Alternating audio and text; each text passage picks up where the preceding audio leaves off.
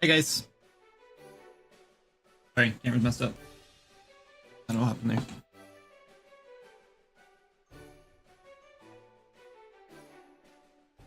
there. Okay. Hi. Good morning. Blub. What's up, Oob? Boss, Wendy. Fog Tiger, welcome in.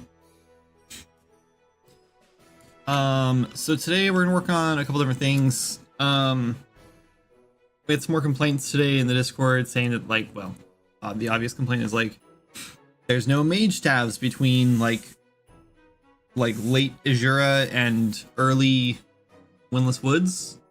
I think so there's like nothing in Farmlands for mage staves, and so I wanted to make two. But then I was like, you know, it sucks because like I'm gonna make these staves and they really are like this staff, for example, really looks like it should be a wind and air staff. And I was like, we just need to like to be able to tune them, like, because like I don't want to make this a druid staff because then players are gonna be like, I don't know. I guess, yeah, like druid staff, druid really shouldn't show up until Windless Woods, I don't think. So I don't really want a druid staff early on. I think there might be one, but I kind of want to change that. Like, I don't know if there should be one. Not that it really matters. Whatever. Anyway, but yeah, I was thinking that this looks like a sky staff for sure. I think we're gonna make it a fire though, because we can. This probably isn't gonna change if you attune it, which sucks. I mean, I could probably try to make it change, but I don't know. We'll see. Anyway, yeah. Anyway, so I think that we need the attunement system in pretty bad, because you just need, there's like not enough staffs, and so when you find a new staff, you should be able to change it to whatever like one of the three classes you want. That does mean we need order and chaos shards somewhere, and we don't have those. And we probably won't for a while. So I think that's probably fine. It just means you're kind of stuck without like orders. You have to find specific order staves for now. I don't know. Maybe we can find a place you can like buy them or something. I don't know. Anyway, so yeah, I was kind of thinking we just make like a bench that does it, but then we gotta like build a whole UI around it and everything, and I don't know if I want to do that yet. I'm thinking about it. But for the time being, we're gonna make the icons for the maple and darkwood staves, so we can put those in.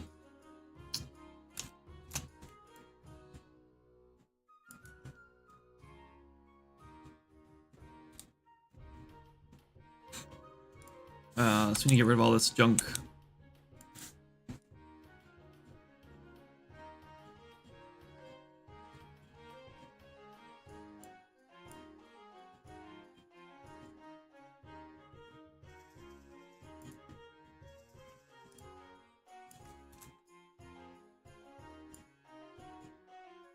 I was watching an an old playthrough video from like 3 years ago when the game like basically first launched, and someone was going through the they were going through Ramshackle for the first time, and the whole time they were just complaining about the music, and then they were like kept going to the options menu to try to turn it down, and then realized there was no options menu, and I was like, how did we launch the game with no options menu? Let's go right there. Both things need to be red.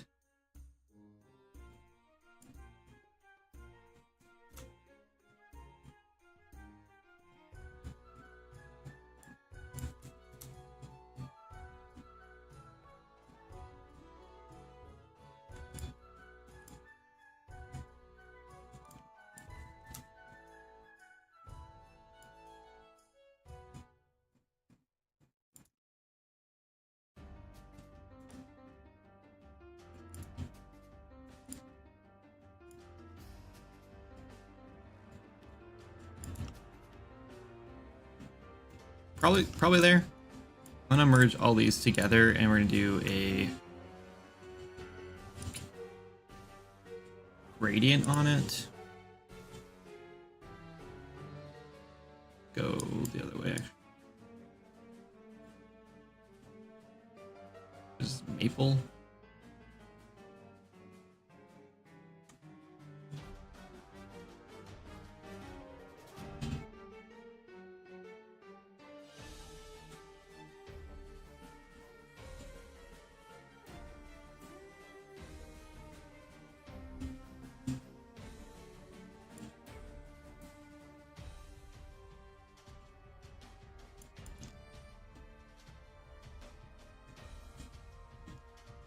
Sure, it's pretty simple, but I think it works. Maybe it's too simple.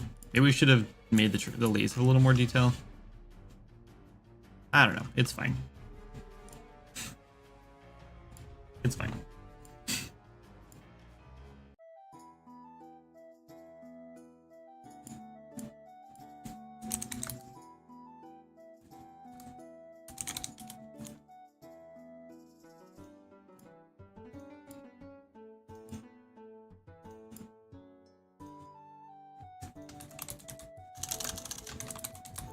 Caps lock. Just make the order and chaos ones purchased in the shop for now. Yeah, that's kind of what I was thinking. Let's make them kind of expensive in the shop. You could use the drop from the final boss in the Windless Woods to craft chaos shards, and that could be the first way to get them. That could be cool too. This is called Affinity Designer. I think when I bought it, it was like 40 bucks. Might be more now.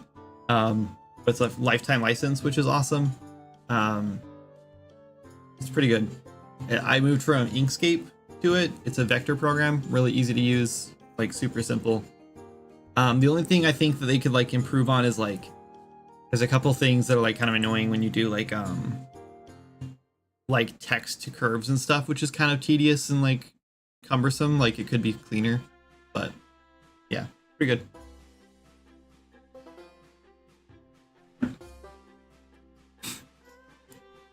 Okay, there's one.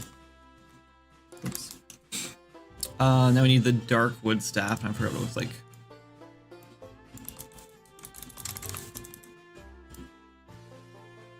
Did we not import that?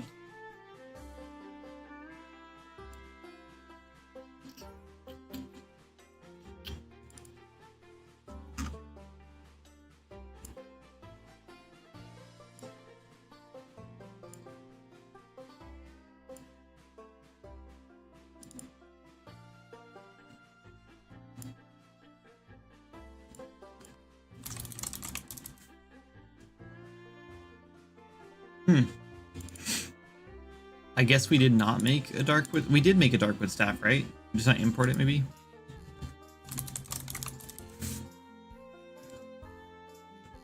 Oh, you know what? I think we brought the static mesh in. We didn't do the skeletal mesh. That's why. So that's fine.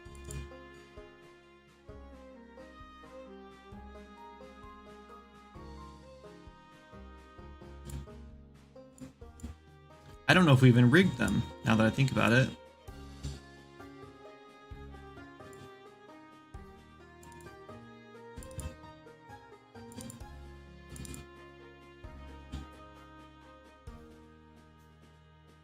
They're not in here. Hmm.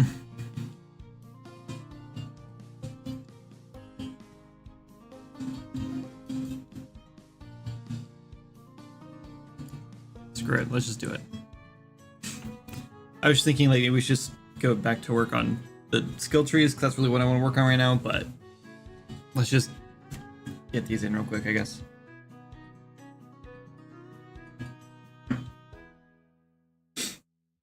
Nice, I have Illustrator, but it's kind of using. Oh, right. Yeah, Illustrator is pretty good. Icon sheet is getting so out of hand. I know. I've branched into other ones too. I have more icon sheets now. Like I have a whole one for like skills and a whole other one for like other things. But yeah, the icon sheet is crazy. And the crazy thing is that Soupy actually has like, I'm guessing one the same size or bigger because he's done like all the characters and stuff. Weapon skeletons.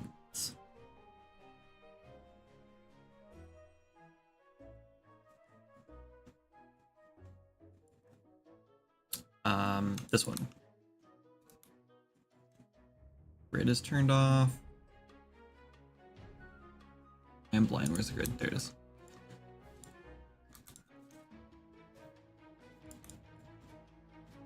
Did we make wands? These already existed, right? These aren't. Or are these wands that we made? I think we did make those. I don't know. There's too much stuff in the game now. I can't keep track of it all. Is there a rig? There's not. So I need to import.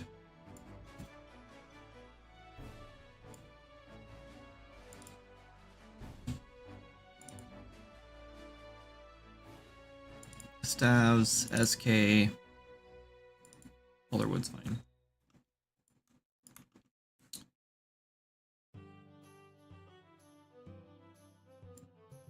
Oh, there's the rig.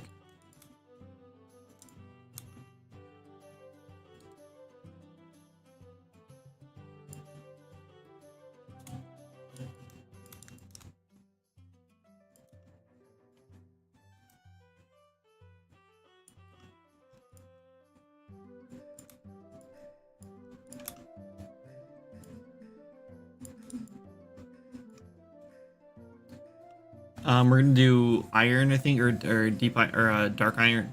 What we're gonna do? No, cobalt, I think, for these. Let's spin it around. Oh, I didn't do. I should have done. No, I guess there wouldn't be any metal in the other one. It's fine. I think.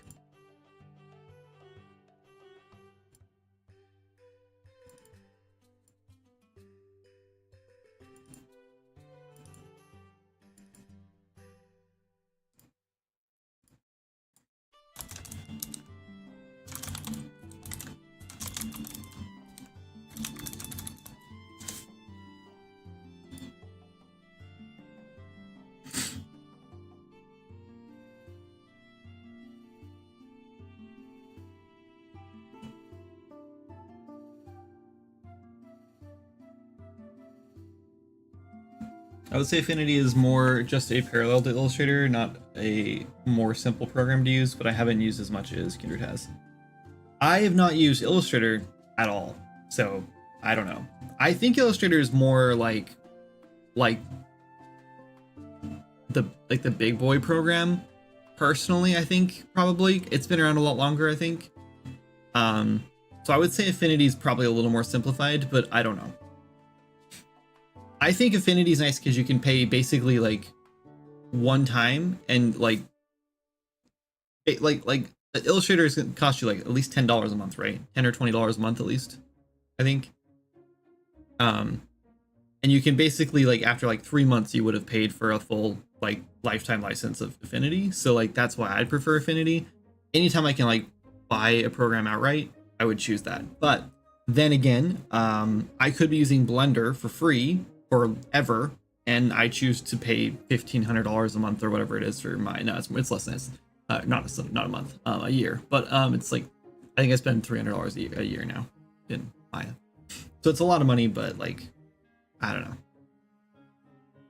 If you don't already use like Illustrator and you're not already like trained in it like Wendy is, then I would say try Affinity first. It's cheap. It's cheaper, but I mean, You can't talk. I had an Illustrator file with like every single outfit. Yeah. Yeah. We've been there. Anyway, okay, so this is in now. Let's make it look pretty. Maybe, oh god, 4 things on it.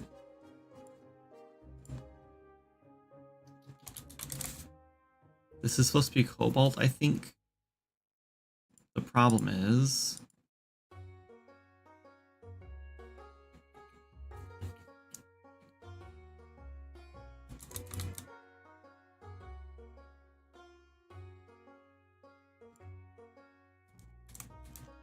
I don't know what our plan was for this one. Maybe this should be cobalt, and the other one should just be iron. Or this could be what are the gems? Ambers in Windless Woods, opal, and what's the other gem in the farmlands?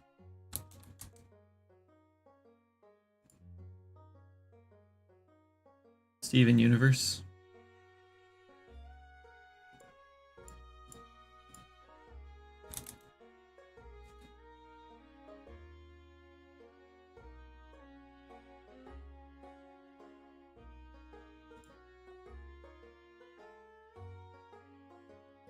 Iron's kind of weird. Maybe we just, I don't know. I kind of want to just take these off now.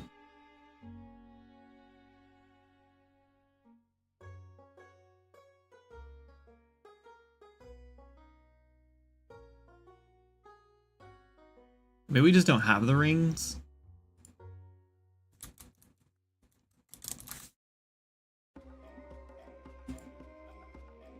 Well, that's the wrong one.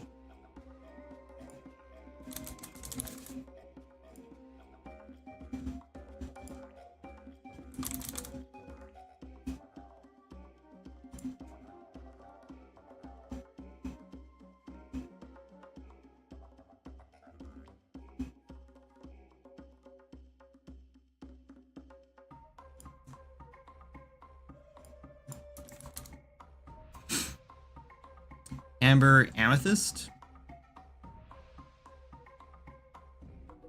I think it's Amethyst. No. Topaz.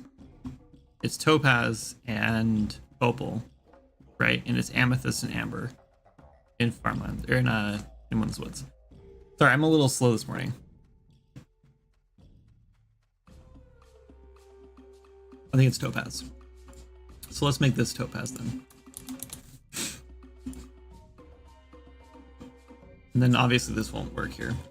I am kind of thinking we just get rid of these. Maybe we just change this.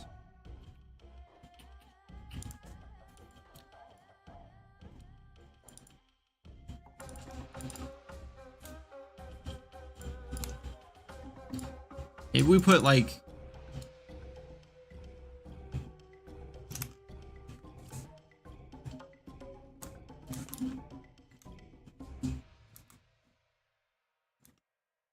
one of these around it instead. Those won't work.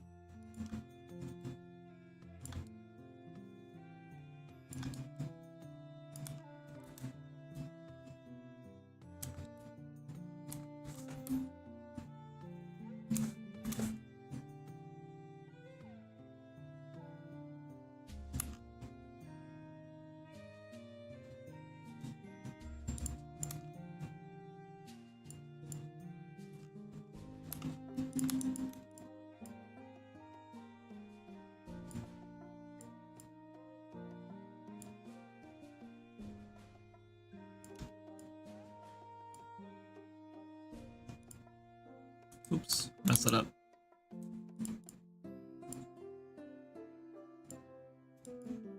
I pushed the wrong button for merging. I don't know what I did.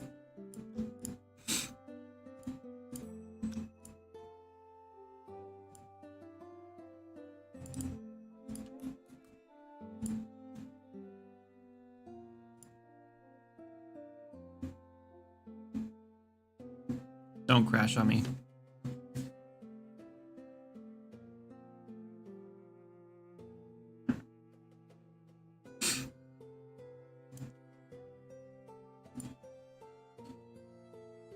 Been a century since I've been here.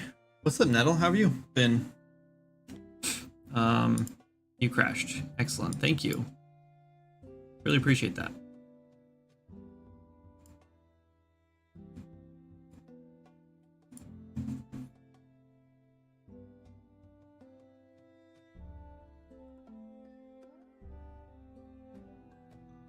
I love that the new instance of it is going to be open before the other one even like finishes crashing. Maybe. Yeah, it's been kind of a rocky road. Not gonna lie, there's been a lot of times where I've been like, why am I still doing this?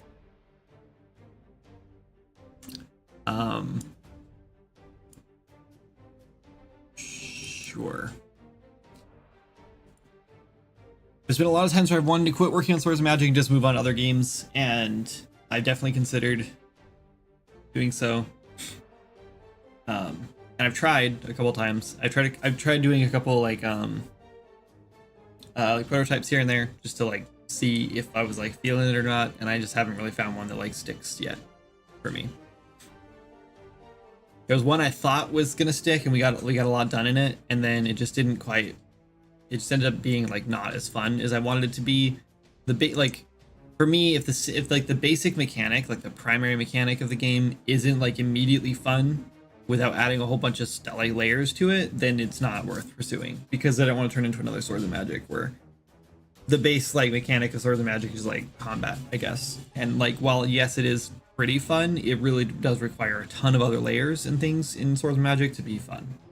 Like the reason Swords of Magic is fun is because there's so much stuff to do and there's so many things to discover, and I'm not doing another game like that. I refuse to do another game like that, at least right now. Yeah, what's up, Moz? How are you? I see that Swords and Magic and stuff went well. Sure. It's gone well. I mean, I'm still living off of revenue, barely, but we're doing it. But yes, I guess it's still going well. We just had a really good sale. We put the game up for 50% off. It actually, I think it just ended. I think the sale just ended. If you go to Steam, let's see if it's still going on. Nope, just ended.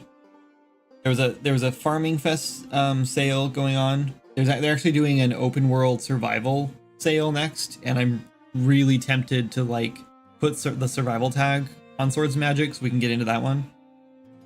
I don't know if we can justify it. I think kind of. Why is this not opening? Did I not click that already? Like, I feel like we can justify it because I need to re-import this, but I'm gonna close it first. Because I do think that we have survival elements. Like, we do have like a food system, even though it's not like. So like, for example, Valheim, you can't starve to death in, I don't believe, right? So their food system like just gives you buffs, and so does ours. But like, there's no civilization in Valheim either. But there's civilization in Swords of Magic. Is the skill system for a new game or Swords of Magic? Swords of Magic.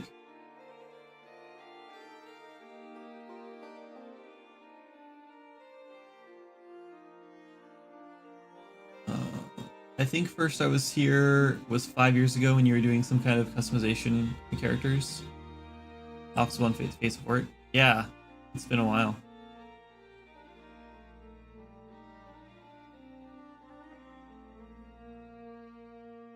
Sorry, I was late to the stream, was making breakfast. Yeah, no problem. You have to survive the 12-hour gaming session it might suck you into. That's true.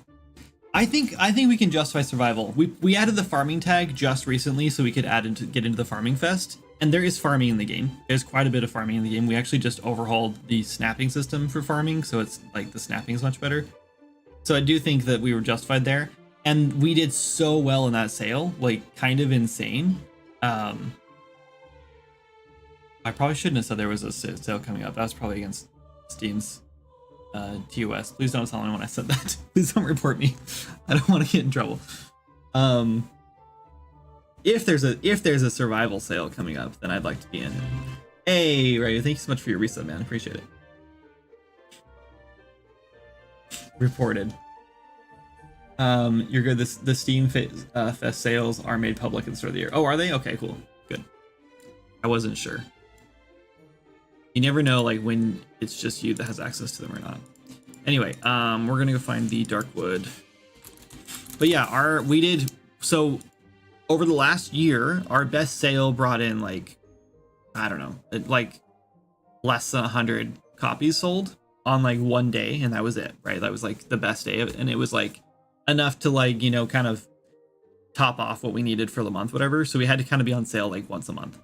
But this sale did so well, like it beat out every other sale almost every single day. Like almost every day of the sale for 7 days, it beat out every other sale we've had in the last year, which was kind of astounding. So like, it was really good. So I really want to get into the next one too, because I feel like those little like niche event, like fest sales, you know, or festival sales, whatever, like you don't have near as much competition.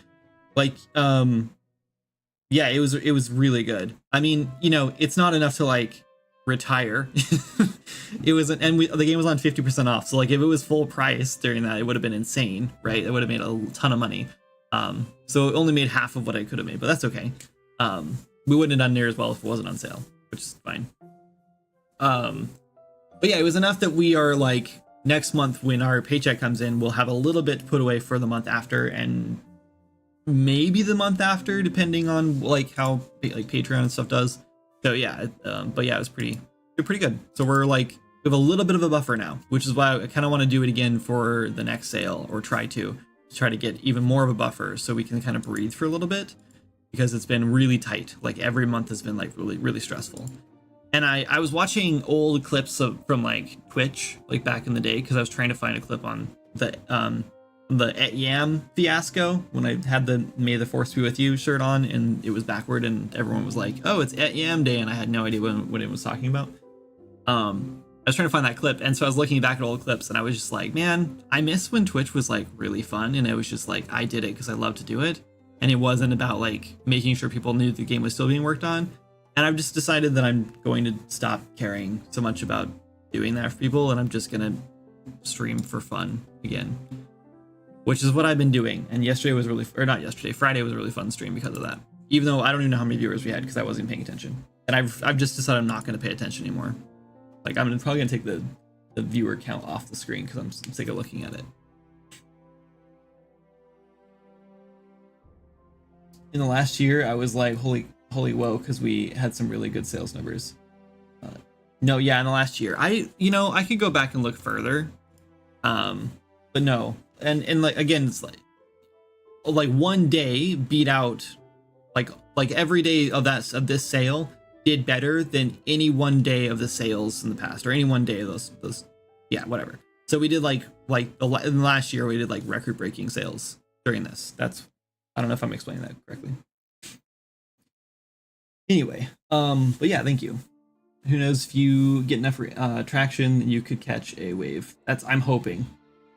We have a ton of people come into Discord and like send us emails and review the game and stuff and post on Steam and everywhere, and they're all just like, oh my god, I'm so glad I found this game, like my girlfriend and I have been playing or whatever, and it's just like, this is so good, like what a hidden gem, I can't believe like I haven't heard of this before and stuff, which is like pretty par of the course for Swords Magic. Anytime someone finds it, they either it's just not for them and they're just not interested, or they absolutely love it. Right? There's really not like, I mean, then again, I guess if it's kind of like meh for you, you just wouldn't comment on it, right? So I guess it's survivorship bias a little bit.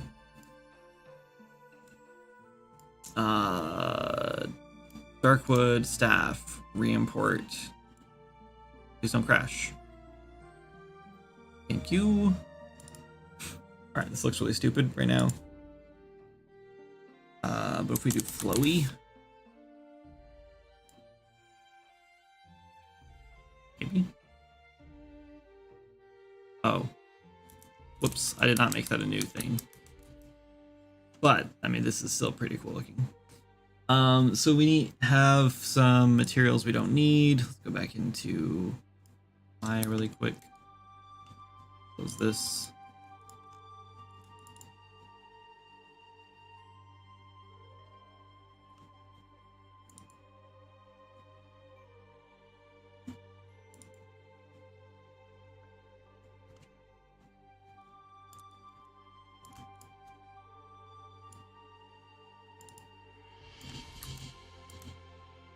All right, try again.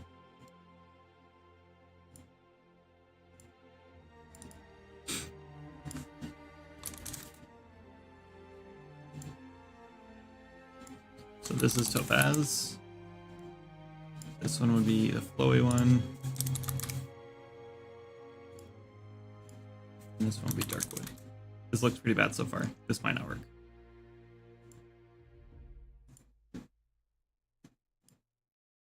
Yeah, this looks kind of bad. Maybe if we didn't make it like perfectly flat, we just like bowed it out, maybe it would look a little better. And maybe if I like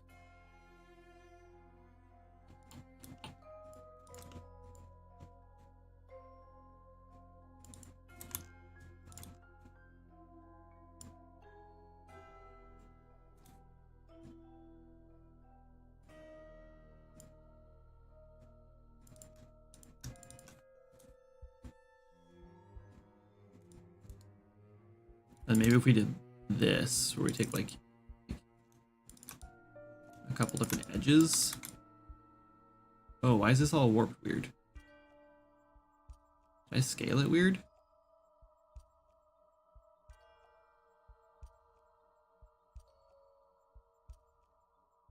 I'm not sure how I scaled that weird, but I must have done something weird to it. Okay.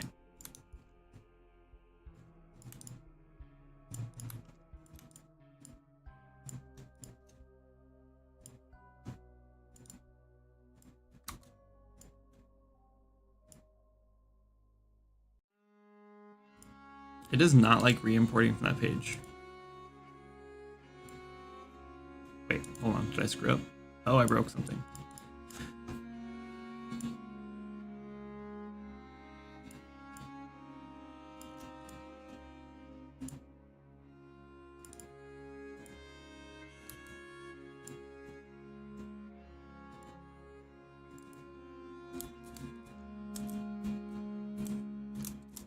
That's better, I guess.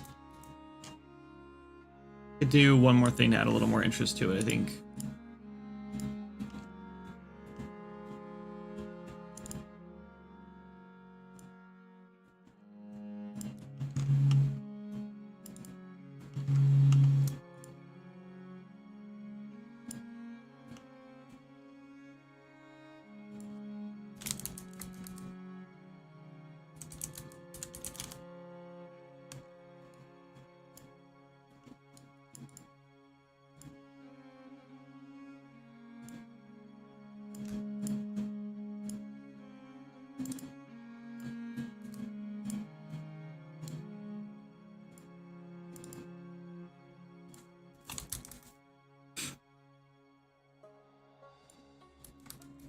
There we go. All right, let's call it there. That one's good. We need to make a static mesh from it.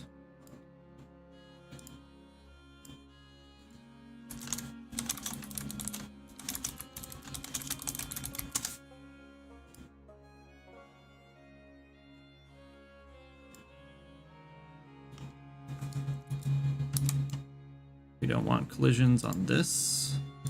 Play again. There we go. Cool.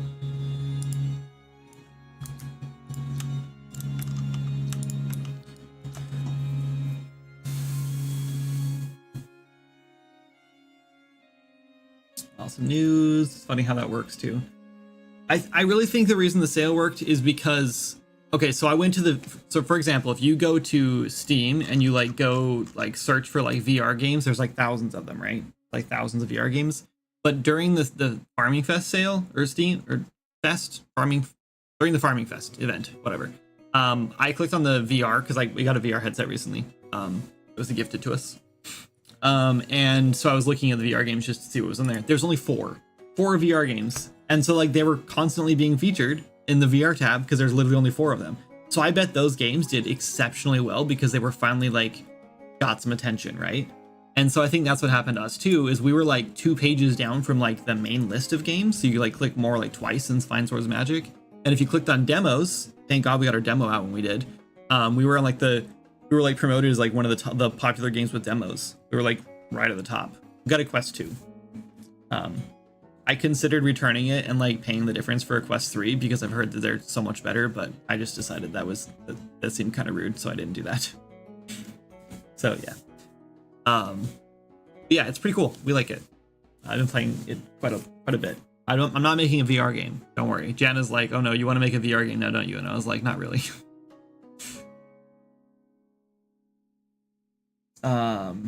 Is it still just you on the game? Yes, right now it's just me. Sorry that I'm coming out of a time capsule like this. No, it's fine. No big deal. Quest 2 is good, especially for its price. Yeah, $200. Yeah, and it's wireless. Like, it's kind of crazy. It's kind of insane. So I went to PAX West or PAX Prime. No, what do they call it? PAX West. Used to be PAX Prime. PAX West last year, and I hadn't used a VR headset since like the year like the Oculus came out, like the first year it came out. And I tried it for like 20 minutes at PAX South that was forever ago. That was like 2014 or something. Yeah, I think it was 2014, maybe 2015. Anyway, must have been 2015. Anyway, it was kind of janky, but like it was cool. But then trying it again, I think I tried the Vive, the HTC Vive, I think.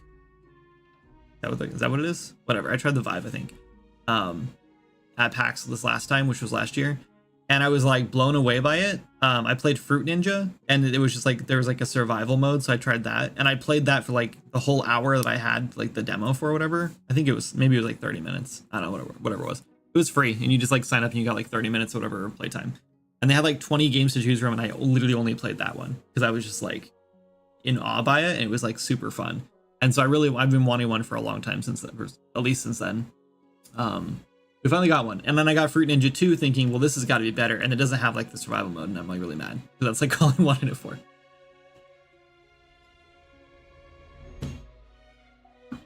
But yeah, it's like a brand new console, so of course I've been wanting to buy a bunch of games for it, and I can't afford it right now, so I'm like trying to justify buying games for it, so I'm buying them slowly.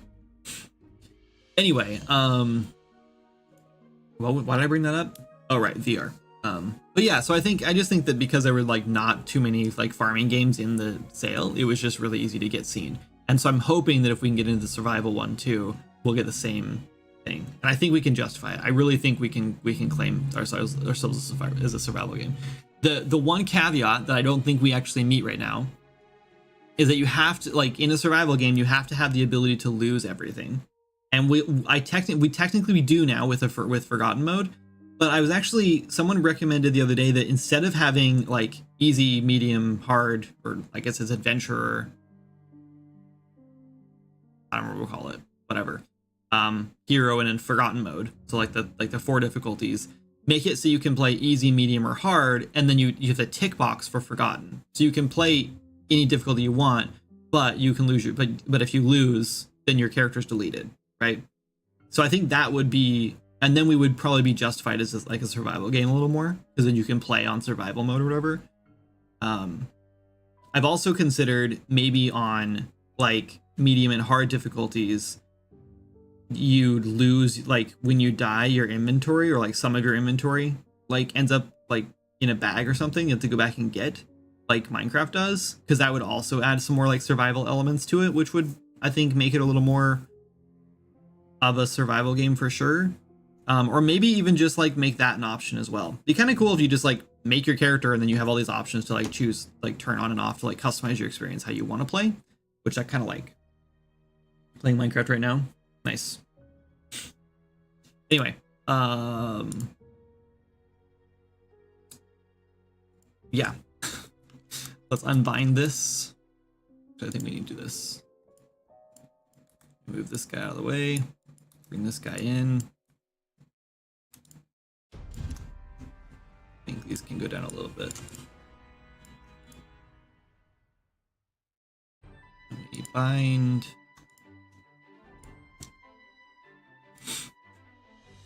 And this is maple.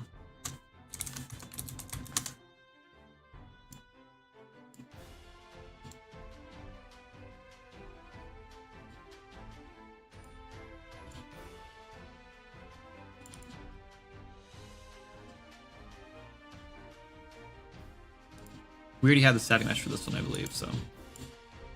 What does it look like, though?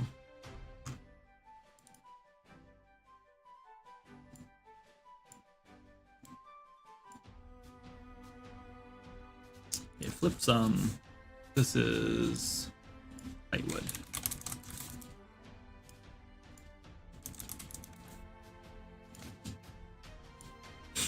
Okay, here's that one.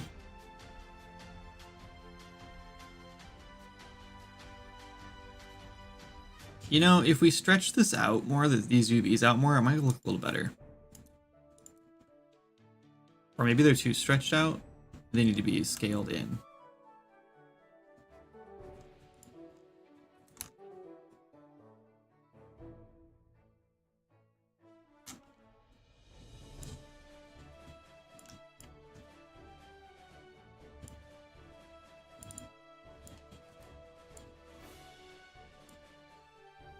Yeah, that looks a lot better. So much smoother looking now. So let's go. Where's the other? Where's static mesh though? I want to delete the static mesh. I'd like to just re-import it as well. Oops, wrong one.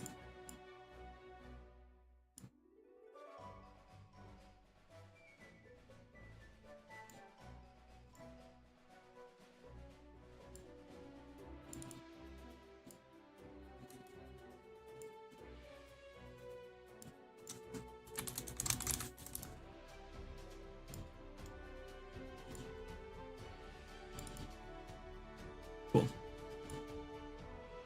Oh, that's not. Oh, we did that backward. This is lightwood and then.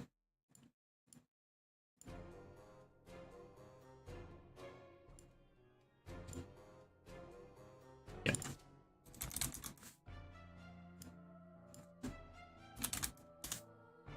That's what it's supposed to be.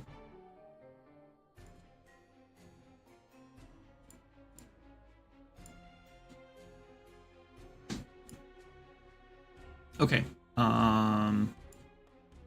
Maple. And we need to go make the darkwood icon now. I hate doing this kind of stuff on Streamlabs. It's just like tedious stuff. Probably gonna get this one working, and then I'll probably call it, and I'll do the darkwood one next time.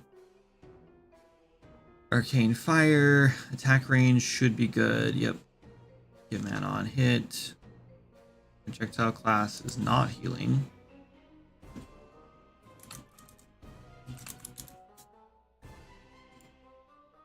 Magic dart, glyph, power time, doesn't matter.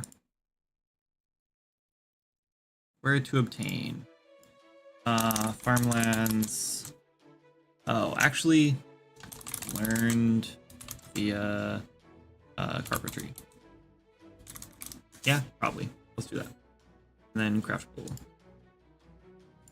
I guess we could also sell these in the. Let's sell these in the magic shop too.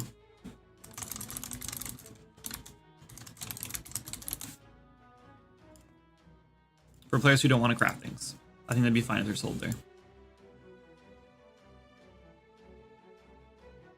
You know, the times when I don't like pop out YouTube chat, then we have like tons of people coming in there and chatting all the time, and then I get in trouble. And then the times I do pop it out and I'm like double, like triple checking it to make sure I'm not missing a chat, then no one ever talks in there. I guess that's kind of to be expected though. Okay, we can close that. I think the staff should be working. I think.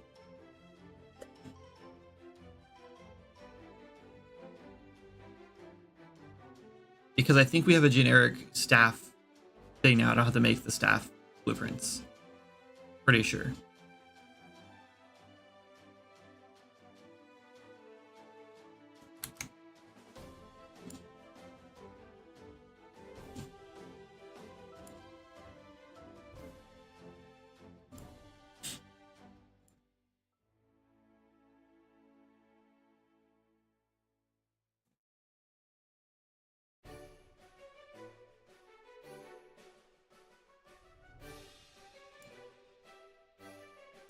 Sorry. Oh, you know what I didn't do though? I don't think I can do this from here.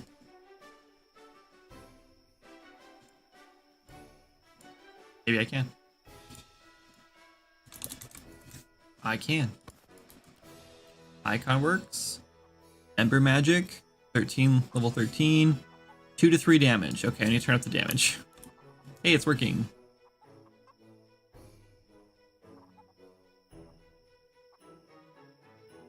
The this like wispy fire effect thing is just like really not noticeable. It just looks like it's just like wrapped around it. It looks cool. It doesn't do near enough damage though.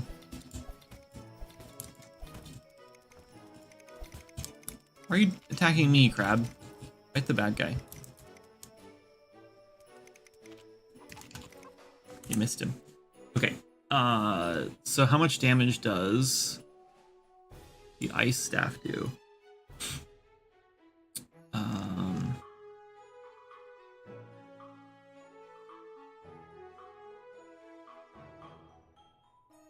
12 to 12. And that's level 11. So the maple staff should be like 14 or 15. I should do 15 for now. That'd just be over generous. Under. Okay.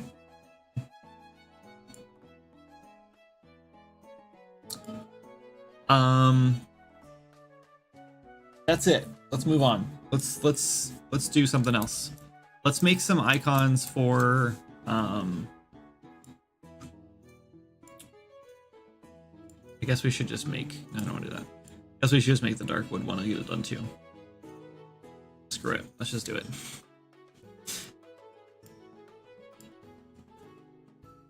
I don't want to put him in yet either, though.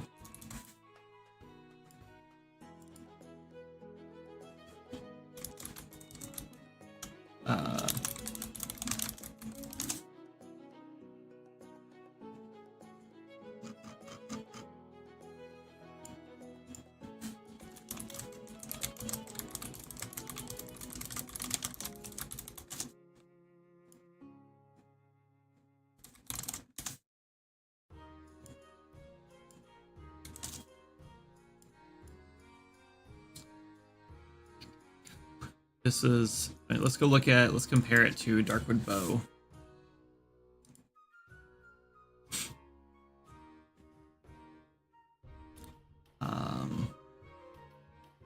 Only 147.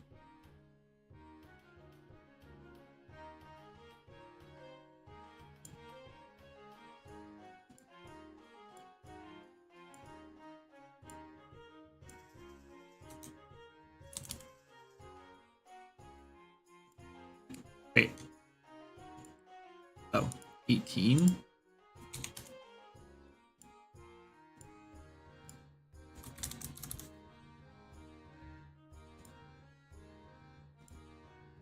Don't have an icon.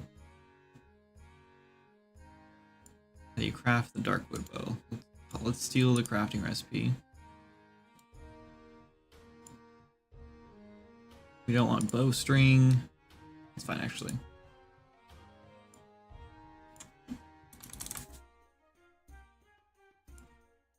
Darkwood planks.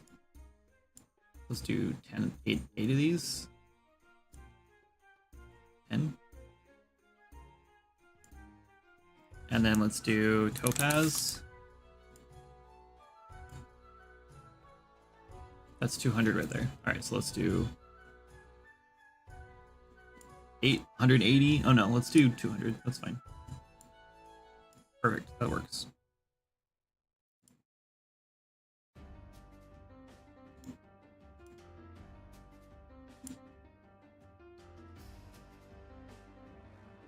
So that's 100. That's 200 gold, and then 230 to sell. Yeah, that's fine. Generic staff, magic.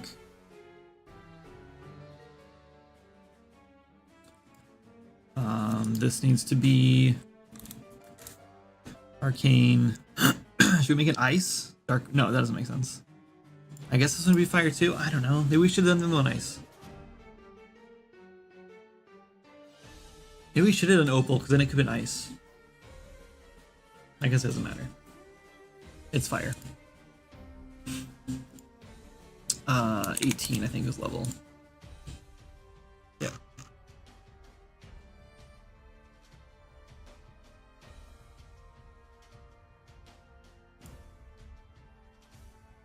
How much did the bow do? 22?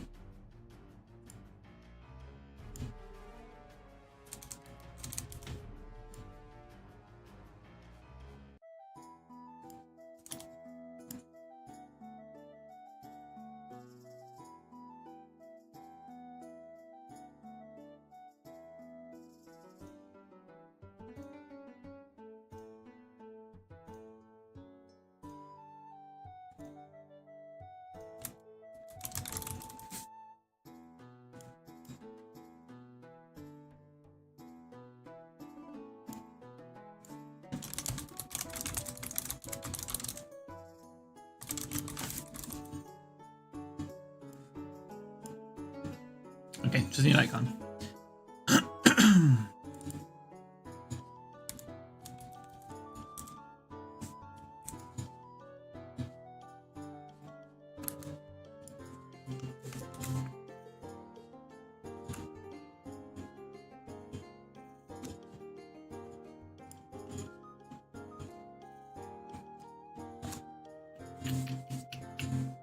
This part is twisted. I'm just trying to decide how to do that with. We'll probably just do like highlight thing.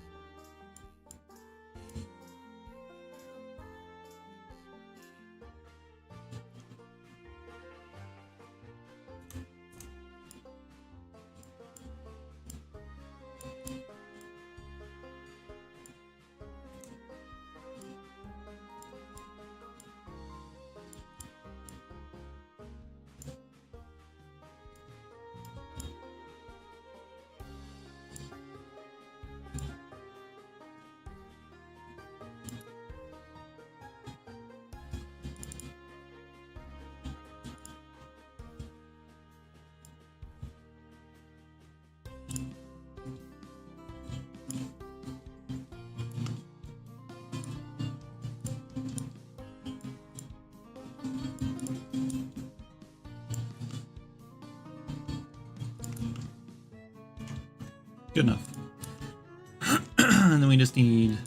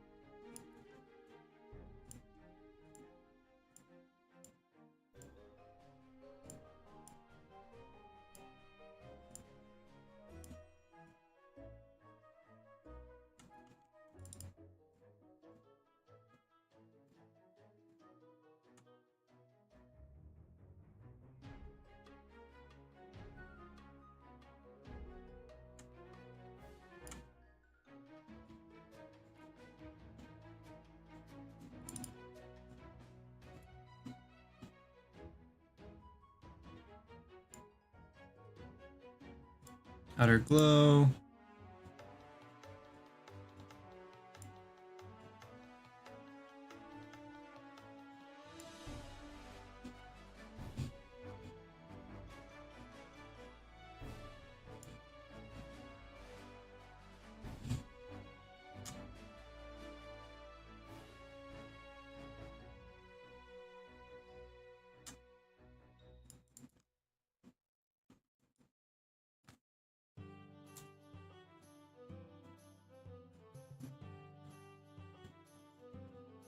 Oh, Breath of Fire. Oh, I didn't put like the magic on the other one though either. Maybe we don't worry about it.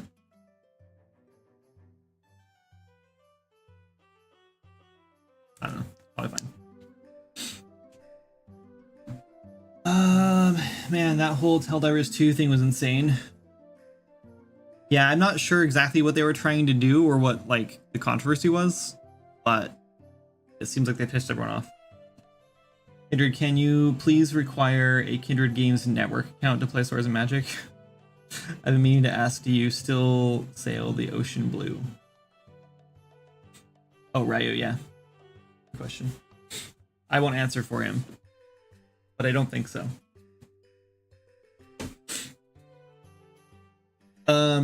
Yeah, the Helldivers thing, interesting. It's weird that they like thought that was a good idea in the first place, right? Like, I'm not sure what they were thinking there. And it really sucks because like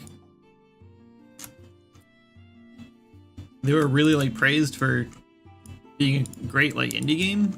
Oops.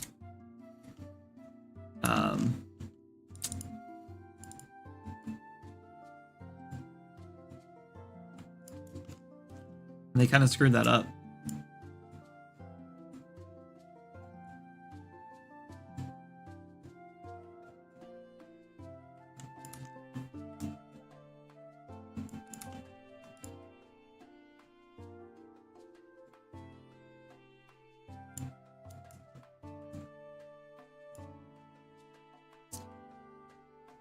Yeah, I'm not gonna do the fire around it. It's fine.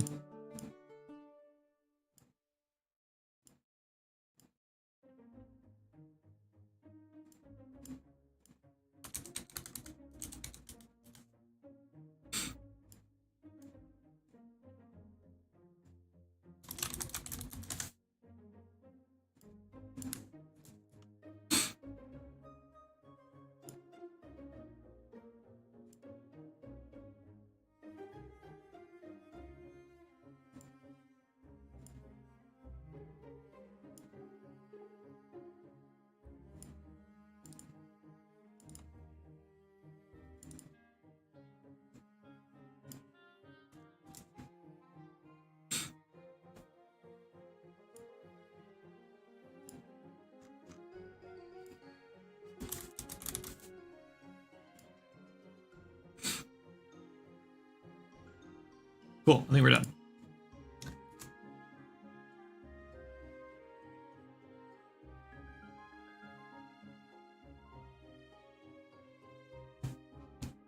Since like 170 countries got their game bricked. It's only been 4 years since he last said he was doing that. I'm sure nothing has changed at all. I think if I'm pretty sure, I don't want to like say anything because I don't know if like he wants to share or not. But last I talked to him, Wendy, it's like if there was a change, it was just recently actually, or just coming up, like this, like a little later this year, I think, if I remember correctly. At least democracy did win, and they reversed the decision before it was implemented. Yeah, it sucks because they're gonna suffer big time. Well, you know, the thing is, I don't know how many like copies they sell every day or whatever, but I feel like they're definitely gonna get hit, right? Like sales wise, they're gonna get hit because they have mixed reviews now. And like I mentioned in the Discord server, the problem with things like this where you like screw something up and then have to, you know, backtrack it, is that your review scores are never going to go back to what they were. Like there's just, once someone gets pissed off and they go leave a negative review, like even if you walk that decision back and like totally fix it, even to make up for it, like go the other way, right, and like do better, those people are still like 90% of them are probably not going to go back and like change their review score back because they're still pissed off about it. You know, the fact that you would even do it in the first place pisses them off. So like you're still gonna be like struggling with your review score because of that. So I don't know if they'll make it. I think they'll make it back to like positive. I think they'll get back to mostly positive, but I don't think they'll ever make it back to very positive. Which I think where they were before they dug themselves this hole. I don't know. I don't see the point of what they were trying to do unless they were like trying to implement some sort of like anti-cheat or something, but I don't really know much about it. So I don't know what the purpose was of using the PSN sign-ins. PS required a PSN account for Steam users out of the blue, making it unplayable in 177 countries, even if players already own the game. Yep. It was known since day one. It's more the way they went about it. Yeah. What's up, Monkey? Welcome in. So far, it's went from 13% recent positive to 50%. So a lot. Oh, okay. Well, that's more than I thought it was going to be then. Hey, Josh, thanks for the raid. Welcome in. How was your stream? What are you working on? Or playing, whatever you're doing. Sony wants that analytic data. Yeah, okay. I can see that. It's interesting, like, why would they just suddenly implement that, though? You know? That's the thing I don't understand.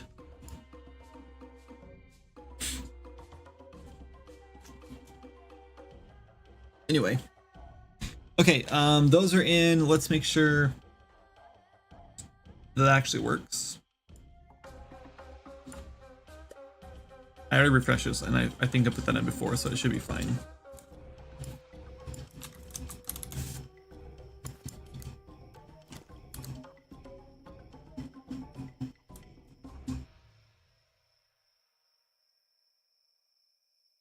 It's pretty cool, I guess.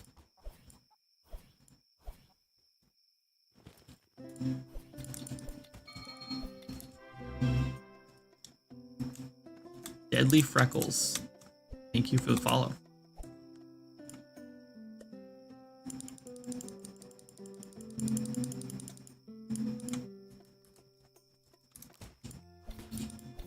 What?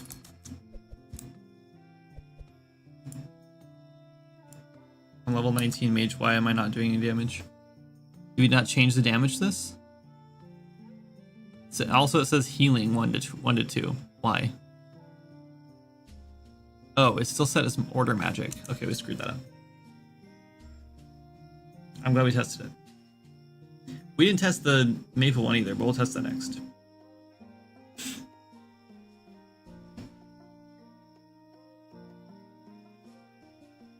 It was good. I'm cleaning up a Unity project for a portfolio and to pass along to other devs soon. That's cool. That's fun. Helldivers 2 has a great community. They've been coordinating to return review to normal now. Okay. Yeah, I just know from experience that, like, I don't know, like, we can have a bug in the game or something that people didn't like, and we rarely do that, though. We rarely release something that people just don't like, right? Which is good, I guess.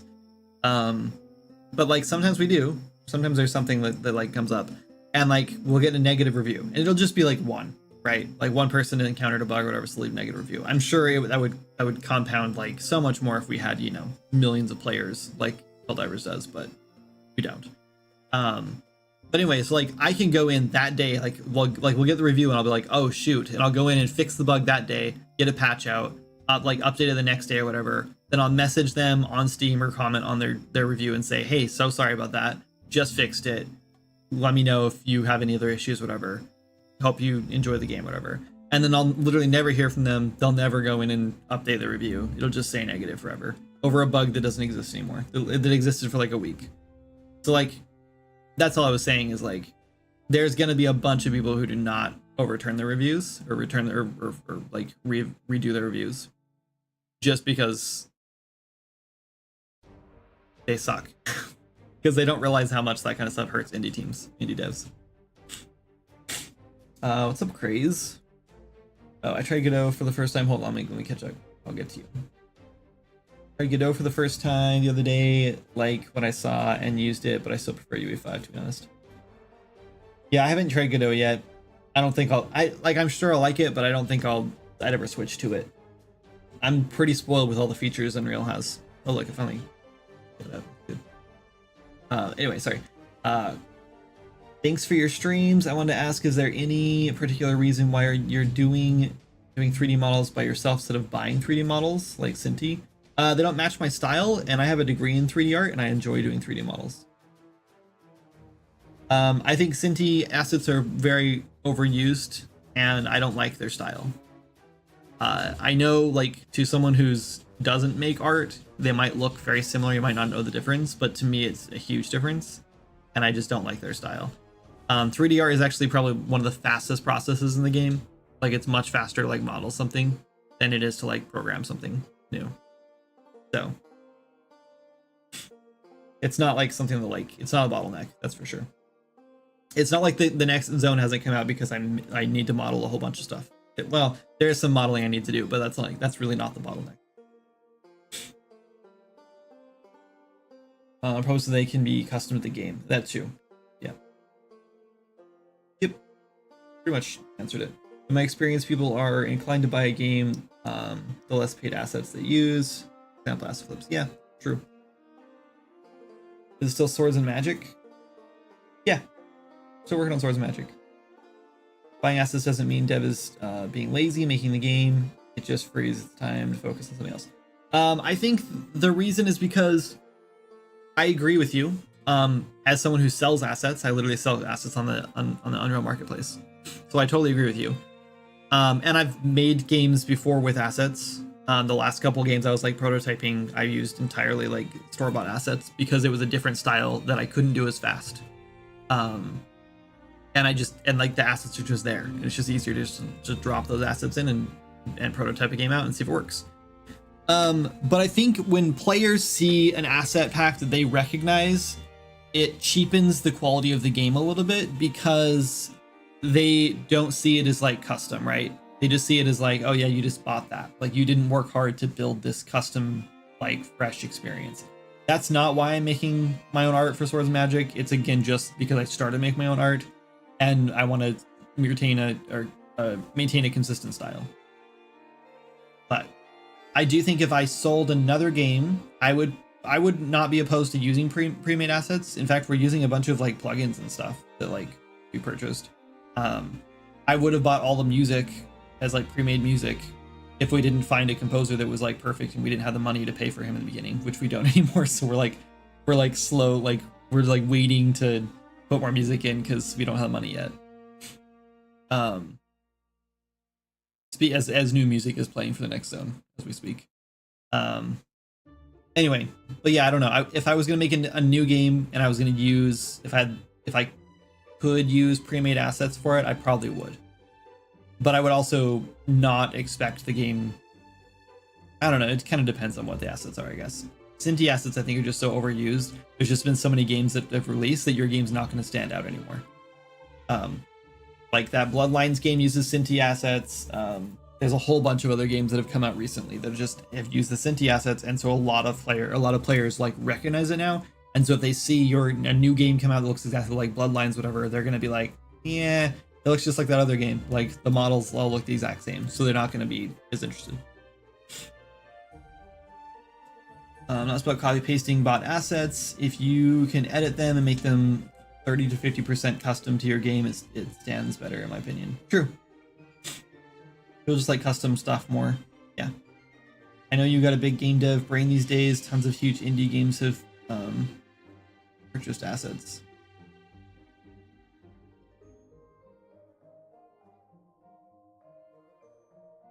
It's more basically everything or a bit. It just needs a level designer in the next area. Not tomorrow.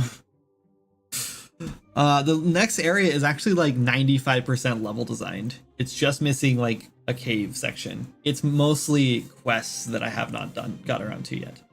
And the problem is that like this is the early access like indie cycle that I hate. And like this is why I'll never do early access again, because we launch an update and I'm like, okay, finally, let's move on to Delver's Pass. Let's get that done and over with. I'm ready to do it, right? And then that update comes out and I see a bunch of people play the game and talk about the game and they find a bunch of bugs and they're like, oh, the camera system sucks. Oh man, I wish that we had this in the game. Like like I really wish that this was fixed, you know? And then those things like sit and like weigh on me and they just eat at me. And then I'm pretty soon I'm like, okay, screw it. Let's just fix those. And then I go in and spend another week or two fixing those things or a month or whatever. And then the next update is another like update where I've just fixed something else. And that's like basically what's been happening all year long is I just can't get past like the bugs and like the older systems that need like overhauled or whatever, or like the things we're missing. So I've just kept doing those things and like adding all the stuff in that like all the polished stuff that we've needed that should have been in like at launch or right after launch. And so that's kind of what I get stuck on. So like if I just sat down and like ignored Discord, ignored YouTube's or YouTube videos and streams and everything and the reviews and everything and just made the game, yeah, the next one would probably be done like this month. I could probably finish the zone this month and get it out like next month, early or maybe late this month or early next month. But yeah, I just keep going back. Like now we're like, see, and today was like, oh man, the stabs really need the attunement system so we can have like more stabs of like different variety in the game so players aren't stuck doing just like, you know, jumping from mage to druid and going back to level 1 or whatever when they hit farmlands. So yeah, that's it. It's just a vicious cycle where players find more things wrong with the game and they complain about it, and then I want to fix it for them. And so instead of making new content, I fix the old content again over and over and over again. And since it's only one person, it's not like I can be like, Wendy, go work on this thing while I work on this thing, you know, or Lewis, go do this thing and I'll work on this thing. It doesn't work. And yes, there is definitely a time when I need to just shut all that out and just work on the new stuff, because that's probably more important, so we can get to 1.0 faster. So I'll probably be doing that. But I am really thinking about overhauling the survival thing, or even doing like dropping certain items from your inventory when you die, if you want that option on, so we can really justify the survival elements of the open world survival best. But I think we can already. I think just because of the, yeah, I don't know. Anyway. Do you enjoy doing the art part of game dev the most? I used to. Tuples, it used to be my favorite part, and like I went to school for game art because I thought that that's what I would like really love to do, and at the time I did. And then I started learning programming, mostly blueprints in Unreal Engine, so it's not like real programming. Like it doesn't really translate to like, you know, like web dev or something like that. If I wanted it to, is not very well anyway.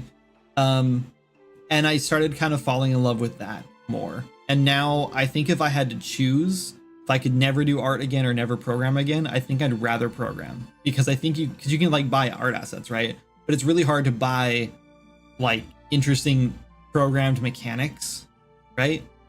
So I think personally, I would rather program a game. And that's why I think I like going back and like overhauling systems and like revamping things and adding new features and stuff, because it's programming and that stuff's like, it's like solving a puzzle, where 3D art is more just like making something cool. And so I think I like that, like the feeling of like solving a puzzle and like accomplishing something, or like seeing something come to life, like building like a new system for like your NPCs or whatever to do, like, and then pressing play and like seeing it work. It's just like, that's really exciting. Way more exciting than just making a model and putting it in the engine.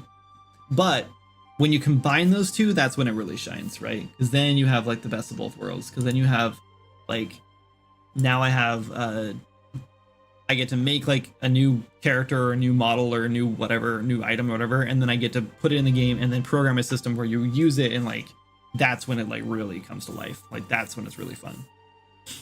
So I think really it helps when it's both. Hey, thanks for the sub, Open. Appreciate that. Very kind of you. Bot assets are like hearing the Wilhelm scream. You hear it first time, bone chilling, 50th time, just let the guy die. I like the Wilhelm scream because of like the like story behind it and everything, and like seeing it and be like, oh, I recognize that. However, and like people use it as a joke. It's not like we don't have a better scream option. Monkey Socks, in case you don't know that.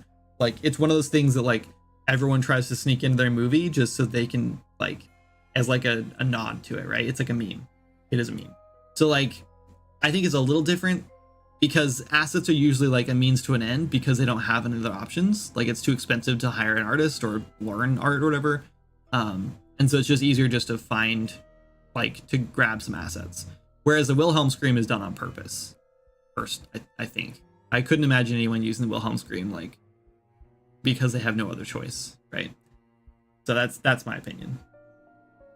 But I see what you're saying. Like, it feels similar. Like, you're just kind of like sick of seeing the same assets over and over again. I get that. Hey, like a YouTube message. I have a college project where I have to make a video game. How complicated is it to make a turn-based game? It depends on what you want to do on the turns. Like if you want a turn-based game where like checkers, where you can just like move, like click a location to move, that's not too bad. If you want a turn-based game like Pokemon, where you have to like choose different abilities, the actual like turn-based part isn't too difficult. Like you have to build like a whole like database or something for like your abilities to like be used and everything. You have to track stats and everything, so that's pretty complicated. It really depends on what you want to do. If you want to make a game like XCOM, good luck. that's really, really complicated. So yeah, it really depends on what you want to make. What engine are you supposed to use? Because some engines have like stuff that'll just like make that easier for you.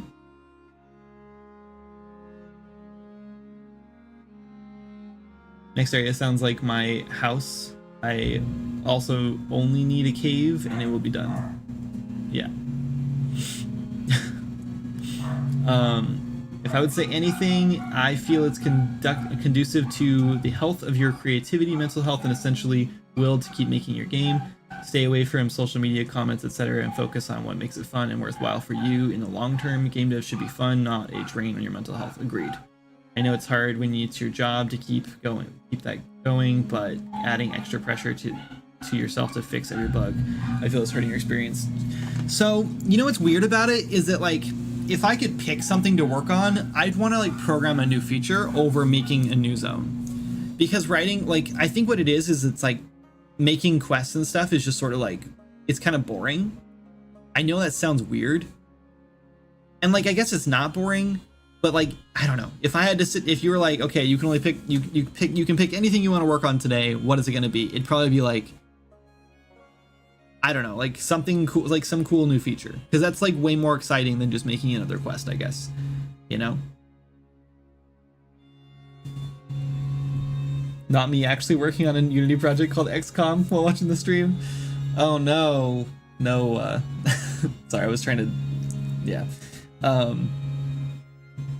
I mean, you can do it. I'm not saying you can't do it. You can definitely do it. This is UE4? Yes, this is UE4, yeah. Yeah, I prefer Unreal Engine over Unity just because I know blueprints and I don't know C#, but Unity's really good too. Lux. Oh, can you hear Lux in the background? You probably heard Spectre actually. Lux doesn't normally bark when people come home. Spectre barks no matter what. But yeah, Jana just got home from her PTA meeting, so the dog's going crazy downstairs. For uni, I had to make quests in the Skyrim mod creator, and it was so boring. Yeah. Yeah, I don't know. I like making quests, like especially when I get to be like creative and like do cool stuff with them, and I'm excited about that because like I want to use the carry mechanic more for the quests in Delver's Pass, and like I want to do more fun things like that. But yeah, like I guess like it's just sort of like making a whole new feature and seeing players play with that new feature is more exciting than like making a new, I don't know, watching like the result, like watching people do the thing is way more fun when it's like a new zone or a new quest or new monsters to fight or whatever, and that's way more exciting to watch. So like I should probably be focused on that, but like the actual like development process is way more exciting for me personally when it's like a new feature I can work on. I don't know. Unity charges now, so there's that. I think Unity always charged, similar to Unreal Engine, and actually I think if I remember correctly, if you break it down, Unity's not. It is more expensive than Unreal Engine like long term, because most people are not going to make $1 million in a year in Unreal Engine. Holy God, that was so loud. Thank you for the subscription on YouTube. I don't know why that was so loud. I'll turn that down a little bit. Is that loud to you guys too? Or just me? Miss Doggo Cam? Yeah, me too. I wish she would stay still. Addiction to the feeling programming gives you. Finally solved that problem. Yeah, it's really fun. It wasn't too loud? Okay, good. Just for me then. Kind of loud. Okay. I turned it down a little bit either way. Well, I'm deaf now. Great. We have 3 different levels of volume. There, I turned down more. Let me turn the music up a little more. So I've been doing this thing where I crank like the music down and then the like sound effects volumes up so I can actually hear like notifications. So just joking. Okay. I'm the opposite. I work as a software engineer, so the programming becomes easier to me. And although I can buy assets, there's always something at the back of my mind that hates myself for doing this. So I always fall back to making my own art, especially for characters. It's hard to find modular characters or for outfit changes and stuff.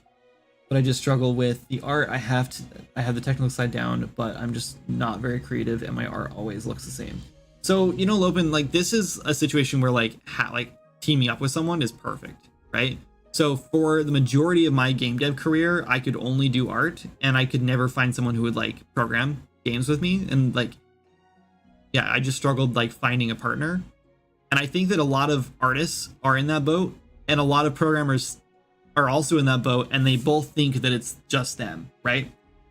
Like I met a lot of programmers who are like, yeah, all I find are programmers out there. I don't find any artists. And then I meet a lot of artists who are like, yeah, I can't find any programmers. And it's like, if I could just get you guys together somehow, then it'd be perfect.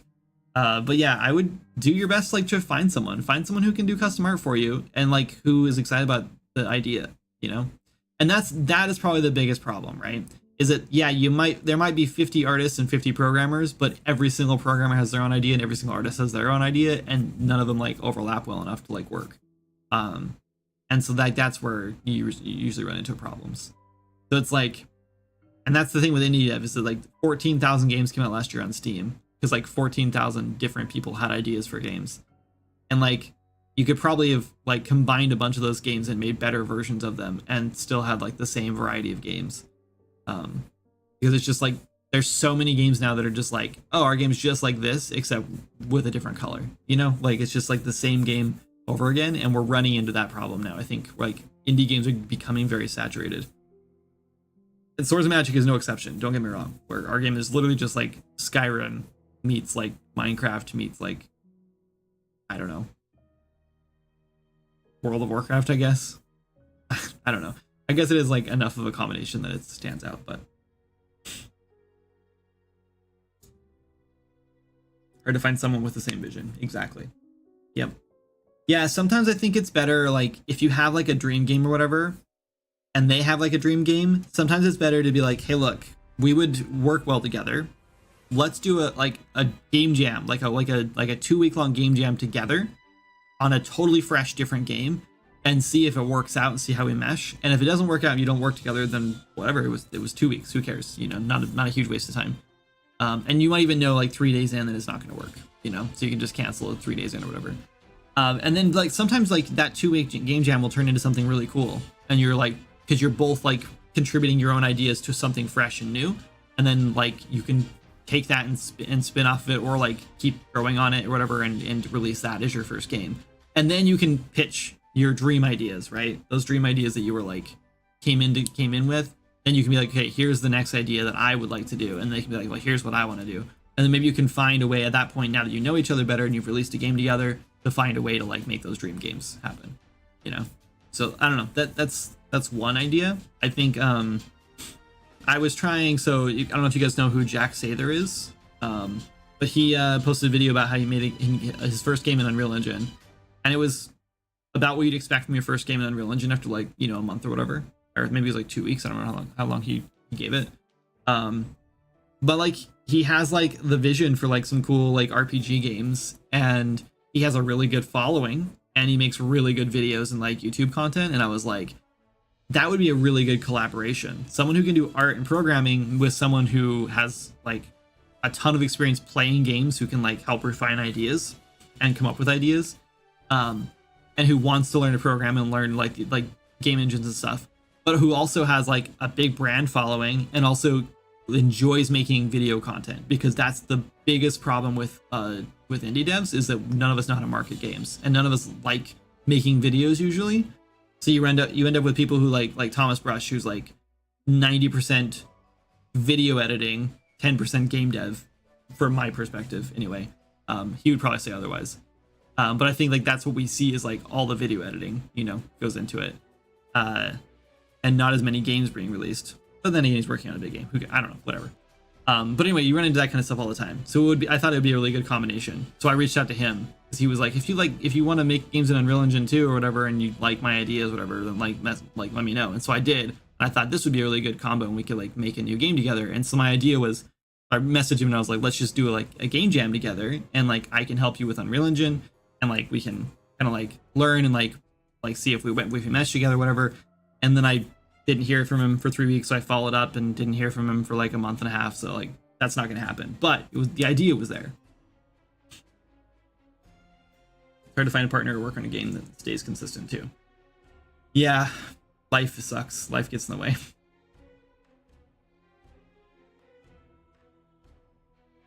Me with Proinder comes along. I don't know what Proinder is. Oop. I'm great at 3D, but mediocre at best at 2D. Yeah, I'm kind of the same boat. I've been trying to do more 2D like drawing lately, but I've kind of been putting it off. It's a lot of work. Took me years to find a programmer buddy to meet up consistently for creative. I hate the idea of a dream game. I find enjoyment in every project I work on, and people can be too tied down by a dream. I totally agree. 100% agree. A lot of people think that Swords and Magic is like my dream game, and in many ways, I guess it is, because like the thing about Swords and Magic is it was really never intended to be like this massive, huge open world project. It was just like an idea, like a really simple, basic idea, and I just want to make like a little RPG. That was like the whole thing. It was just like, I want to make like a little exploration-based RPG where you explore, find some new items, fight monsters, level up, and then like fight a boss. And that was like the whole game. And it was really simple. It was based on like one little town. You explore from outside that town. That was it. And then it just, like, the reason I think it's now my dream game is because anytime I have a cool idea for a game, it mostly always fits in Swords and Magic. Like a cool feature for like an RPG or whatever, it always almost fits in Swords and Magic. And so I just add it and see what it feels like. And if it doesn't work, then it doesn't work. And if it does work, then great. So it's kind of like evolved into like this huge dream project. But yeah, I also agree. Like I have tons of game ideas. Like I have a couple ideas for like huge, massive scale like games that I would love to make that like, will probably never ever see the light of day, and that's fine. And then I have other ideas for like much smaller games that would be like incredibly fun to make and incredibly fun to play, in my opinion, that I just don't have the time to do right now. So yeah, I agree. I also don't like dream games, especially because when people go into game dev with their dream games, they never get made, and then they try to make them, and then they like discourages them and they quit. How long have you been working on this project? Since 2017, so it's been end of 2017, so about 6 years. If they did it at the beginning, no one would have played the game. I think you're talking about Helldivers, and yes, agreed. Totally agreed.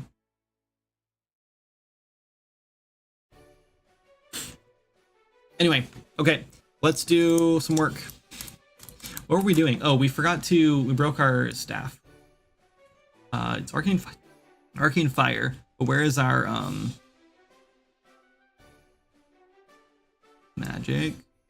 We have it set to the wrong, oh, there it is, order. I want this to be Ember. Whoops. Okay, that probably fixes that issue. And now we need to go to, actually, did we change the damage? Yeah.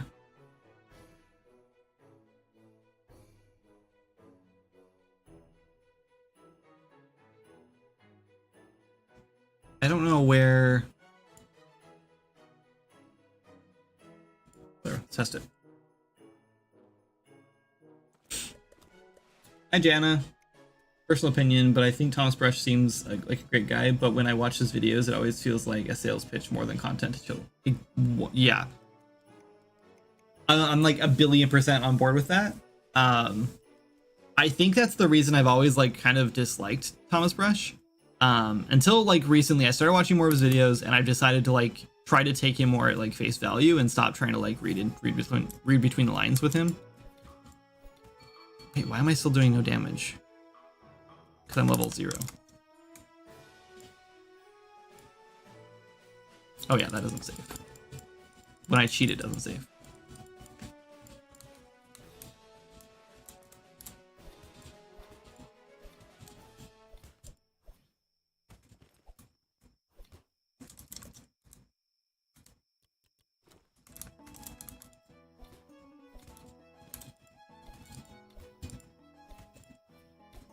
Okay, those are working. Oh. Wait, what?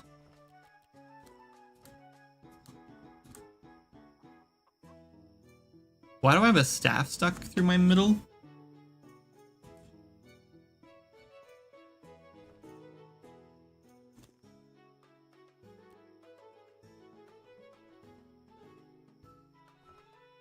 What is happening?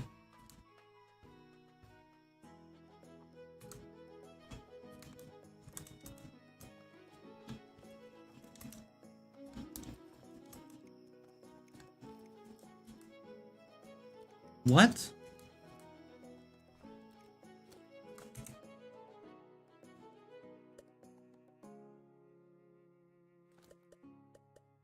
Why do I have a staff stuck to my middle?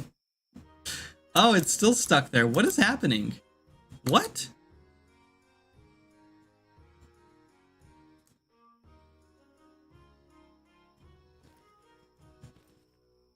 What the flip is happening?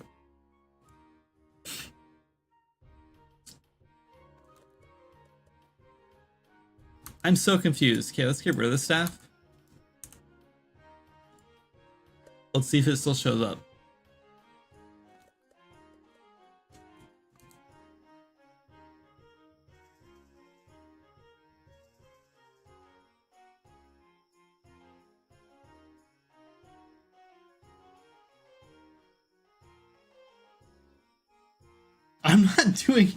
I'm not doing anything on purpose. I don't know what's going on.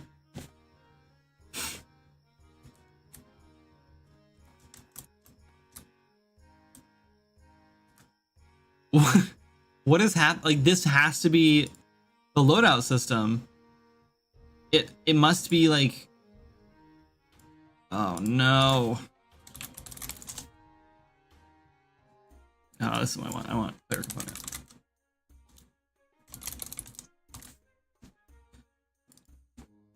We need to print all the things we're equipping for the loadouts to see if that's showing up.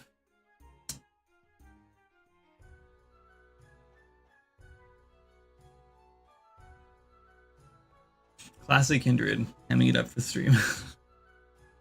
I'm not hamming anything up. Did you drop a staff in the scene accidentally? Oh, you know what? That's a good point. You know, I even thought about that too. I don't think so though. Nope. I did think about that for a second, and then I was like, no, I didn't put one out, and then I didn't think check it. But yeah, that was a good idea.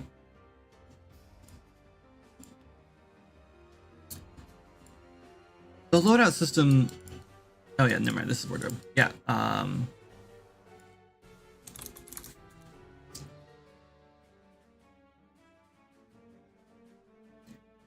The thing is, like, the loadout system shouldn't be doing anything when the game starts. It just kind of saves your like equipment when you quit the game. The loadout system is really only used for like switching loadouts. So when you start the game, there shouldn't be a staff that's just like getting spawned.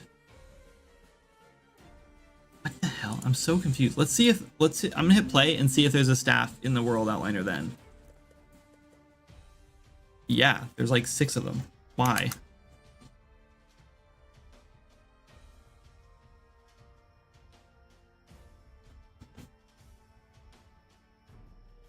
What is happening?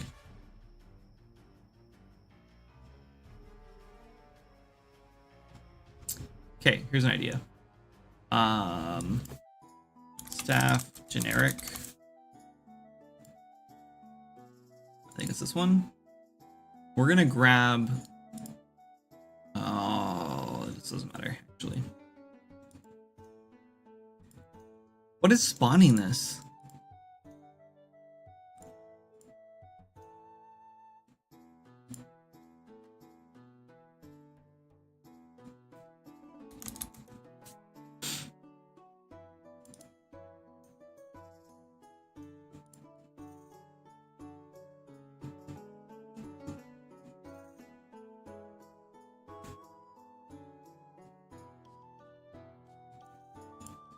Got to be in our inventory,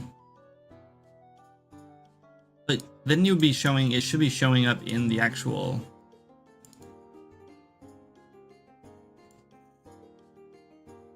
Oh, there's like a billion references for this. Equip.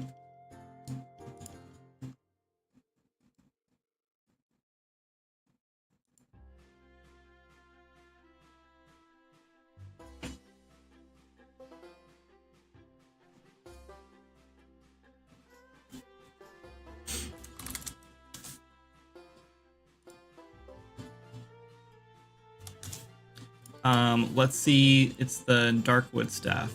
So weapon new underscore staff underscore Darkwood. Is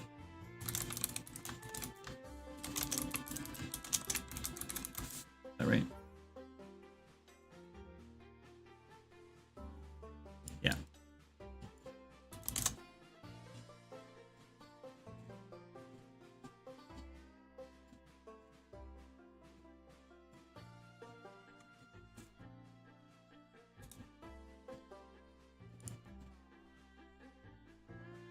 I don't think this is gonna do us any good, but let's just put a. I guess we'll just put a break here to see if it's equipping it, and then I guess we'll find what tags it has. I don't know. Nope. It's not equipping it, or maybe it is equipping it and it's not the right ID.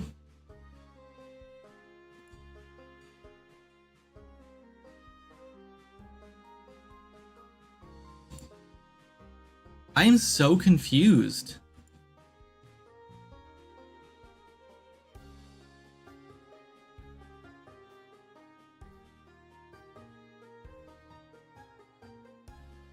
What? Use the linked assets viewer. It won't do us any good because it's like gonna be linked to everything.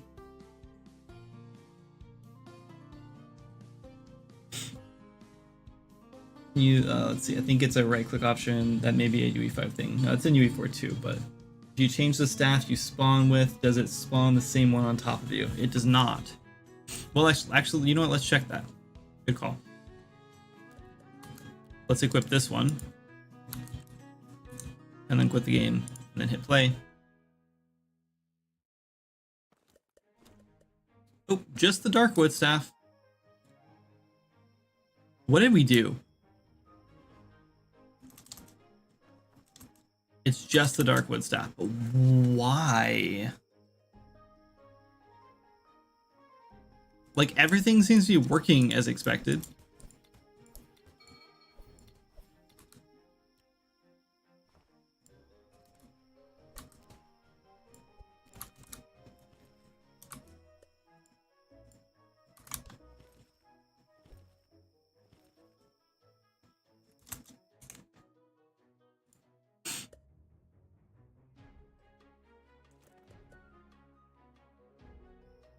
And it's, why is it spawning 6 of them?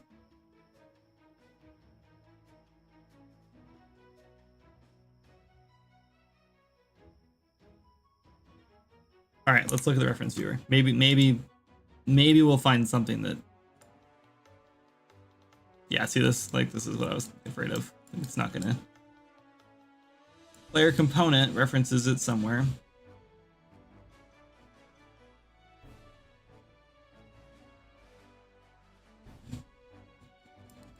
Interesting that player component has a hard reference to the generic staff.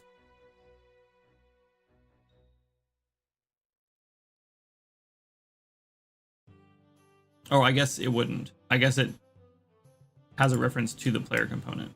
No, it doesn't. No, it references it.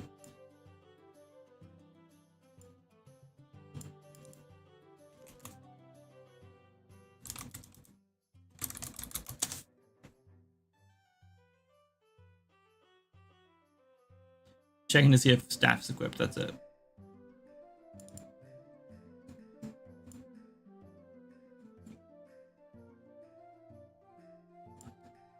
What is the purpose of a for each loop with a break if we're not going to use the break? We just have a return node. What do we need a break for? Okay.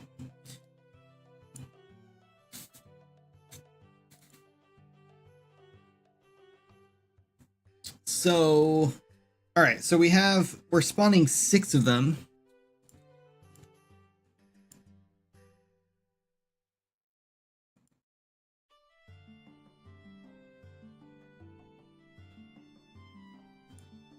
Man, seriously, what is going on?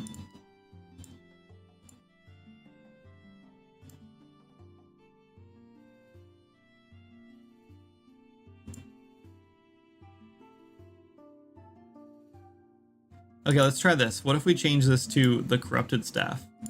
Does it still spawn? Like, then does it show that staff? Or there's something else weird going on? Yep. Okay, so it's definitely this staff, but why?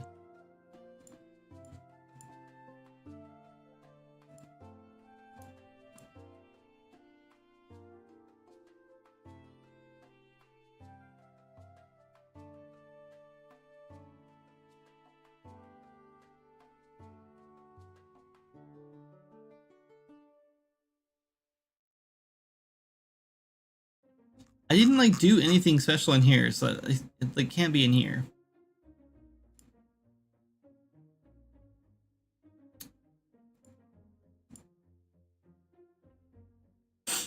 Okay, time to go to the character select screen.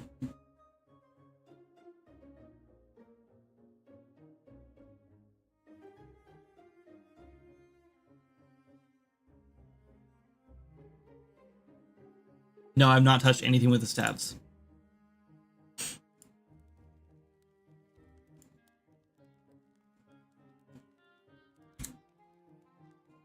I don't think Blurry Bob has it in here.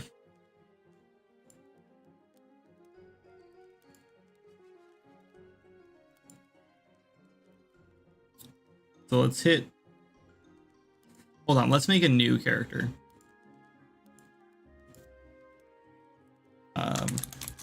We'll call it no staff. And let's hit play in here and see if he shows up with it. I kind of hope he shows up with it too. Oh my god, okay, he does. Okay, so it's probably not the loadout issue. It's not a loadout issue, which is what I was worried about.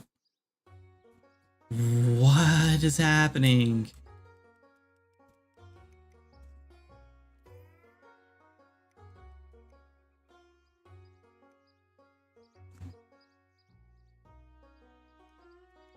You like that name? I've been away for a while. Is he still making that tower defense side project? No, I haven't. I think we gave up on that. I still have it. I haven't deleted or anything, but it's one of those situations where it's a little too it's just not fun. So I just decided it's not worth pursuing. All right, seriously. There's gotta, like, what is happening? Where is the world? Oh, I'm in the wrong level. That's right.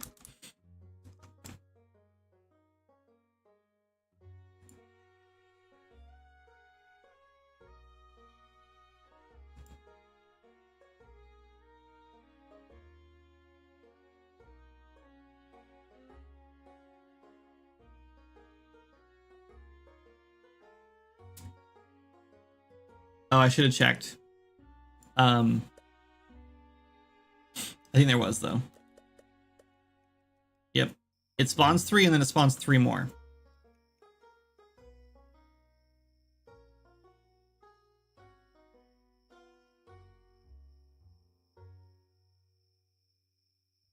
Okay, time to do a search for...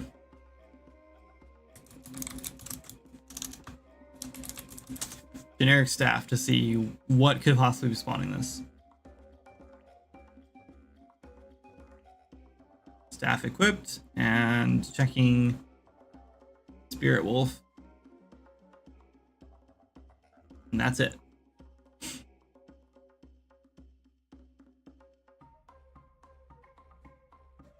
Six feels like a buff that's triggering something or something.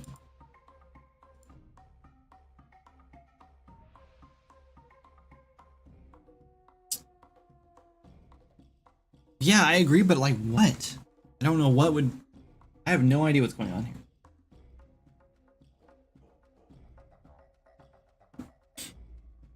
The weird thing is that like...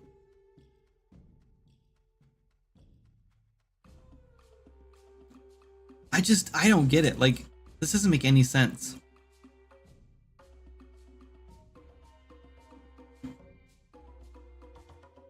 Because like, why wasn't this happening with another staff prior to this? I made a new staff with a data asset and then now it's suddenly like spawning on me. Like, I don't get it.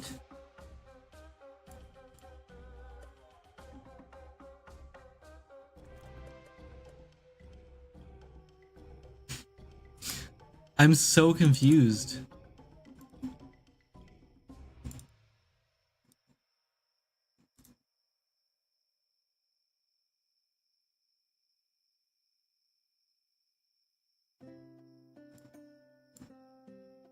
Yeah, there's multiples on me.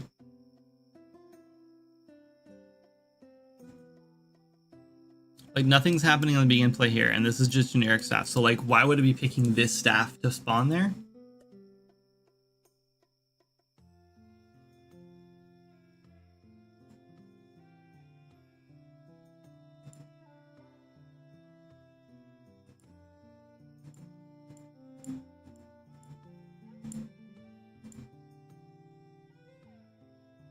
I have no idea. I can't think of anything that I would have done that like would cause that to happen.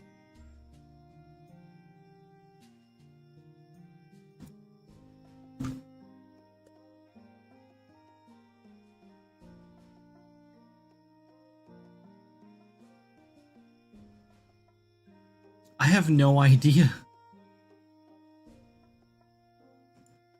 What if we try a different level?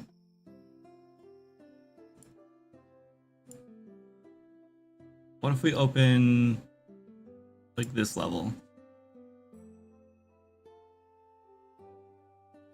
It's so weird. Something changed in data BP? No, I don't think so.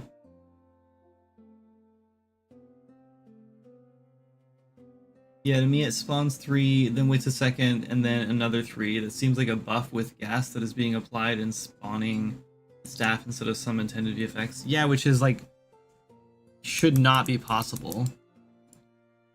I mean, we'll know if it's, I mean, it could be level related. Nope, it's not. Okay.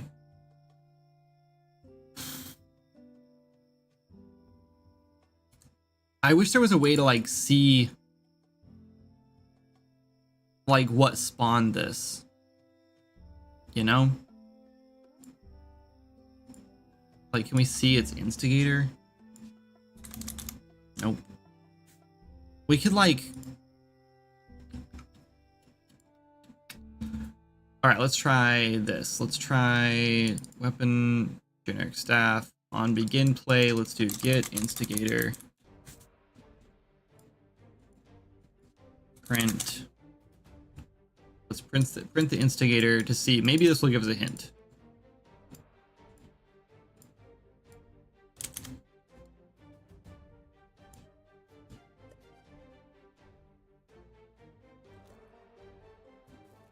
Player character.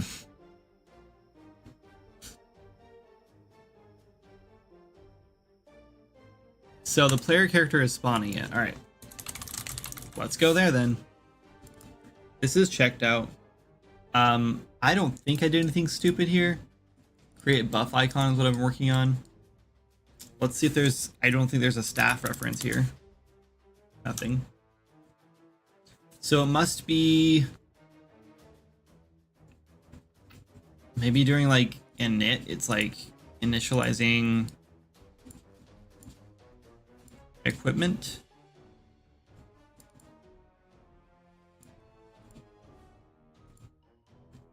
What if we unhook this?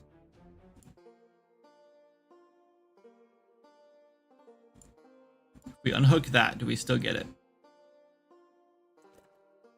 We do.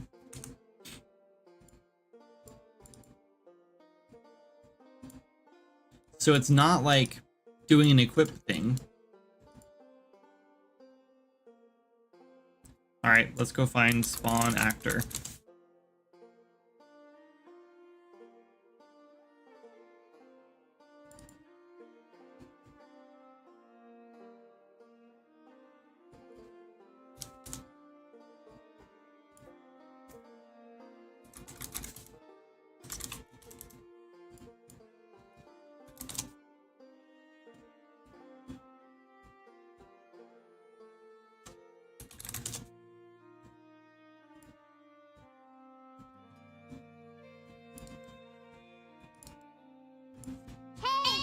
Listen. What's up, Heister? Welcome in. Can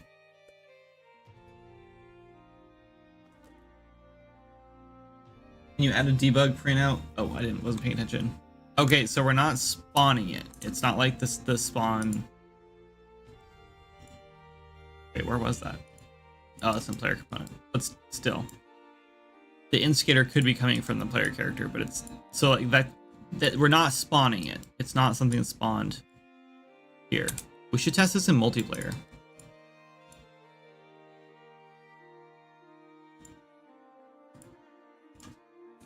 Let's see if it just spawns for the server. Your logo is totally just play entertainment.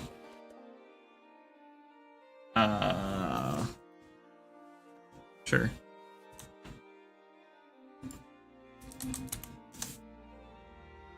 No, it's not. It's just a K.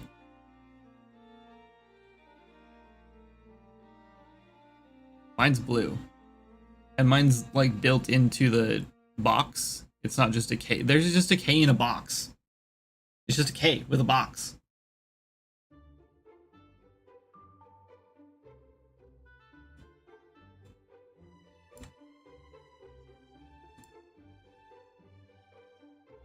It's just a box. It's just a K. Just a K.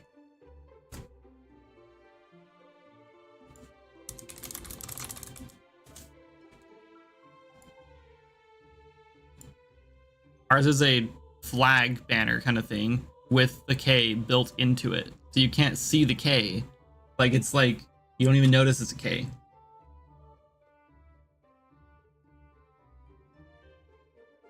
I don't know how to, like, make our K any more different.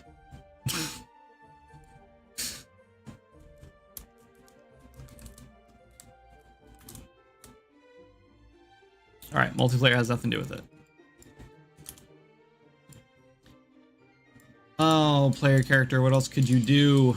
Let's just start unhooking things and see where it happens. Let's unhook style. Maybe it's a style issue. Maybe it's trying to equip it as an actor or something. I don't know. I'm naked and I still have a staff in me.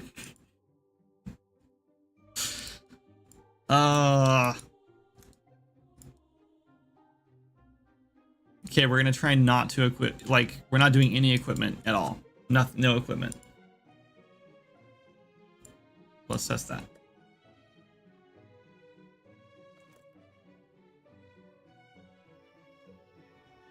My man is saying the same thing he said last month.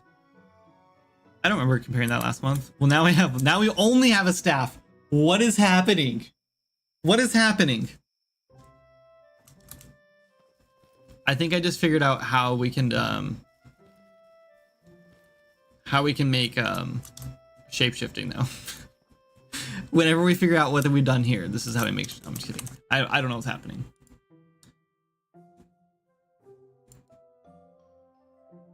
All right, let's just go right from the start. We'll just do nothing. And if this still is spawning it, then what the flip? What is happening?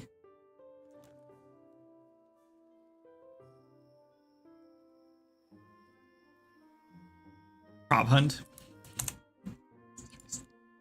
What is going on here? Okay, well, it's not happening on initialization. Construction script, attach component, scene.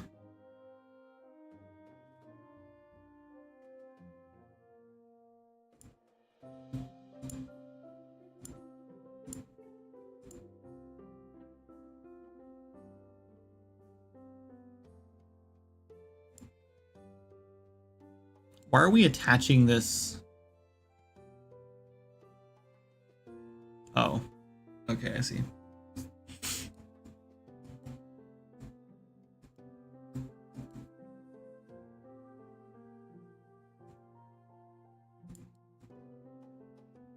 I am so confused. I do not understand what's going on with this. Like, I didn't do anything in here, so why would this be happening? All we did was make a new weapon from a new data asset.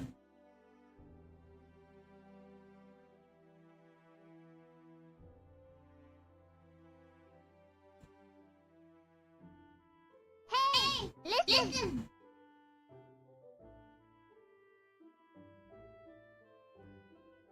Meister, I don't need your opinion right now, dude.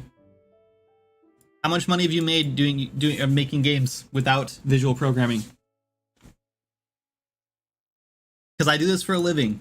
I don't need you in here telling me that this is because of visual programming, because I do this for a living. I've been living off of this for 6 years now. Pretty sure I got it in the bag. I don't need your opinion. This has nothing to do with the visual scripting. This is not a problem with that. Then what do you mean, how am I confused? You've never had a bug before? About a small command? Go away. Go do some work. Go make your own game. I don't want to talk to you.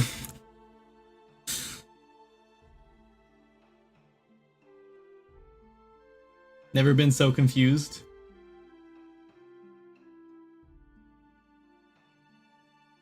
My God, you're so what a toxic developer.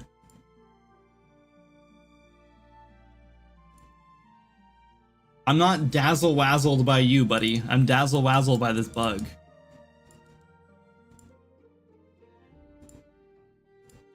Man, I don't get it.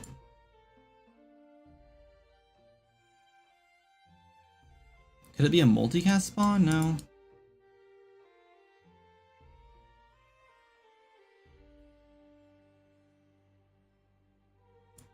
All right, let's look at...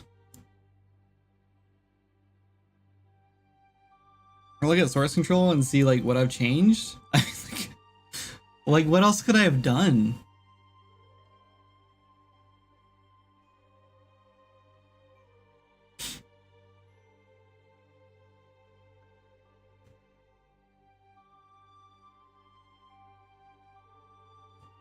It wouldn't be so bad, dude. Except like you'd have no idea what's going on. You have no idea what this project is like consists of or how long this has been going on. Clearly, like, and then you just immediately start blaming a single bug on visual programming, and it's like that's just like toxic shit that we don't need in the community, like the game dev community, because there's nothing wrong with visual programming.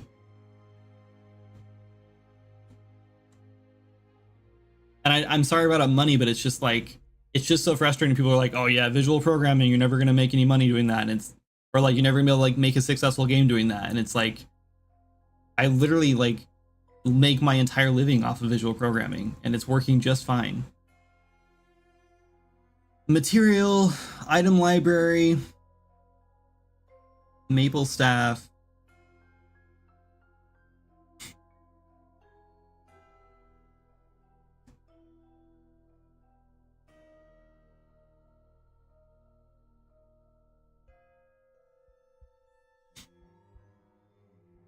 Don't I have a debug log? Yeah, of course I have a debug log. How's that going to help me?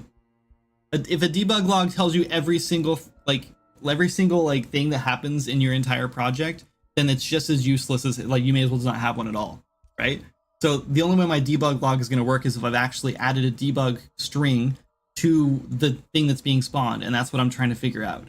Like, I'm trying to find that right now.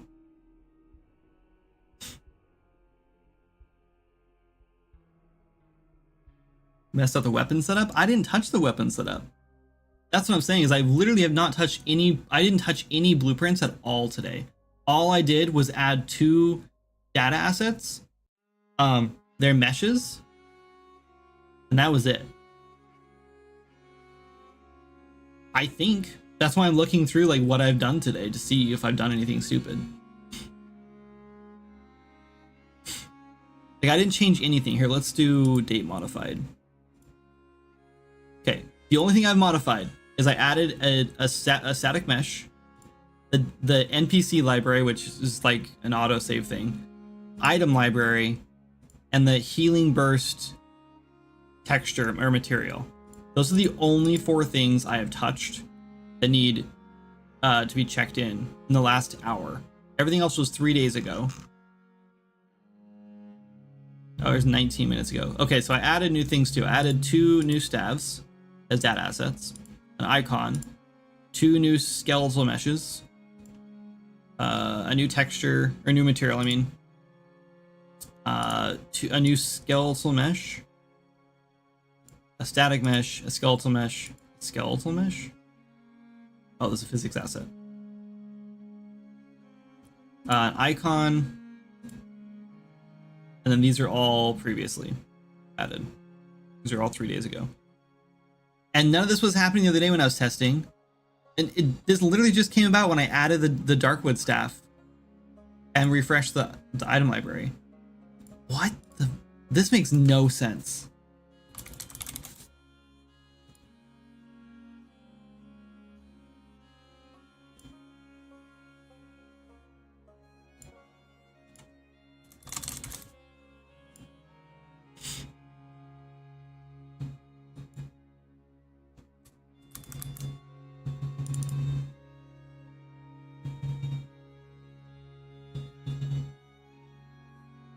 I'm really tempted to just like delete it and remake it and see if that fixes it.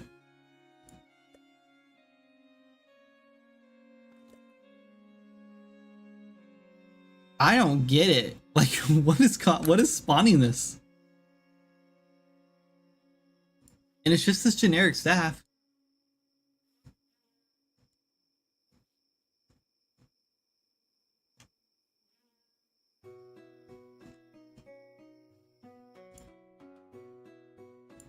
I feel like it happened when I was like, I feel like it was working just fine, and then I unequipped it.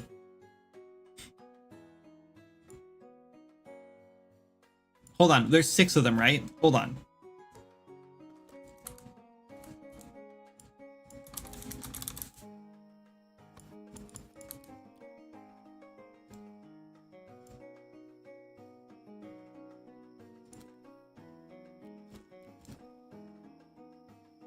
Now we have 9 of them.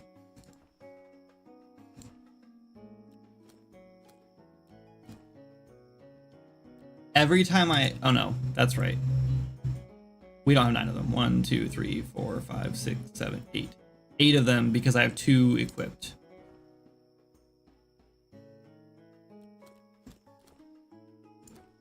Hey, listen. Oh my god. Every time I make a new loadout, it doubles how many I have.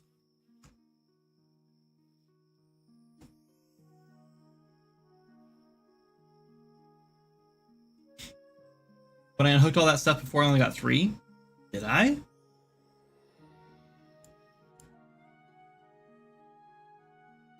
I think it's loadouts.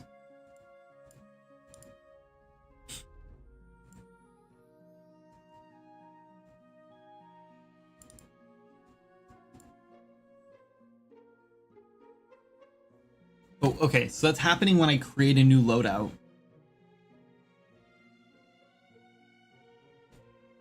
Okay. Well, all right, that narrows it down a little bit. So let's see.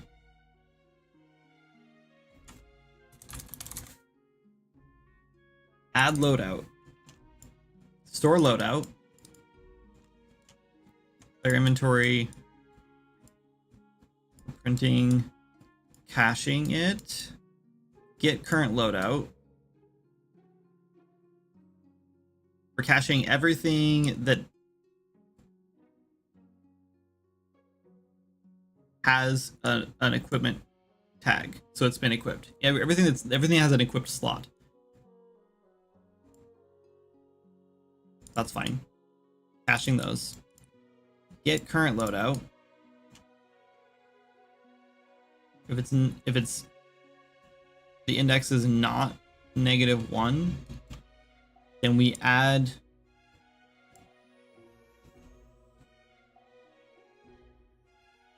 a new.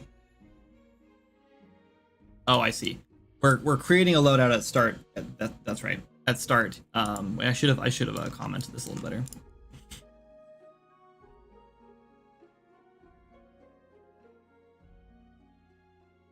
Let me catch up on chat. You're gonna say the same thing to Epic Games when you realize over 60% of Fortnite is Blueprint? What, Elliot?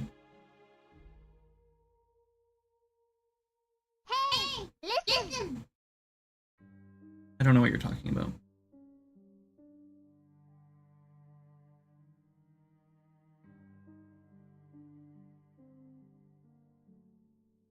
Show debug command prompt you can use at runtime and use the page up keys, I think, to cycle between targets in the scene. Might help. That's primarily what I was thinking about.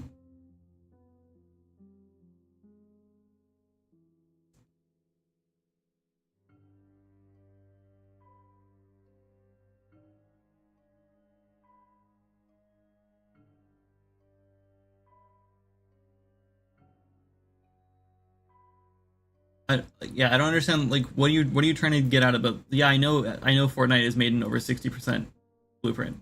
That's a win for Blueprints. How is that not? That's why Blueprints exist, and that's why they work so well, because of Fortnite.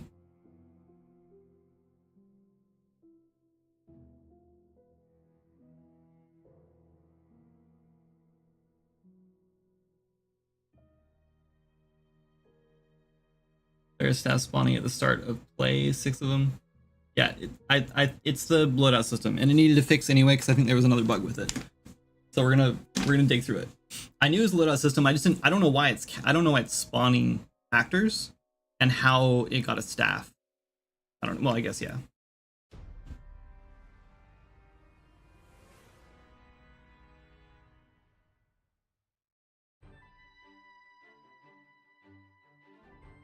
Is it a specific item that's debugging, that's doubling?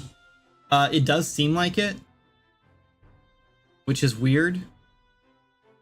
Which is weird, actually. Why, even when I created a new character, it gave me the staff.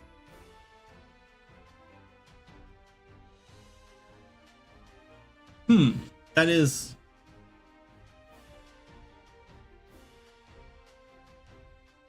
a little sus.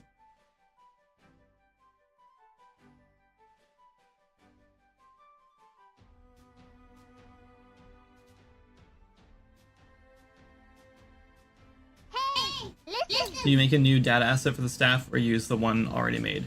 I made a new one. I didn't know there was one already made.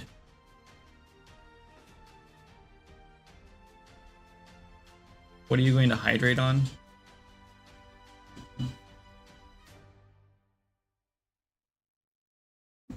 This delicious plain water. Oh, sorry, Elliot. I apologize. I was a little snippy, and I thought you were. I apologize. I'm backtracking. My bad.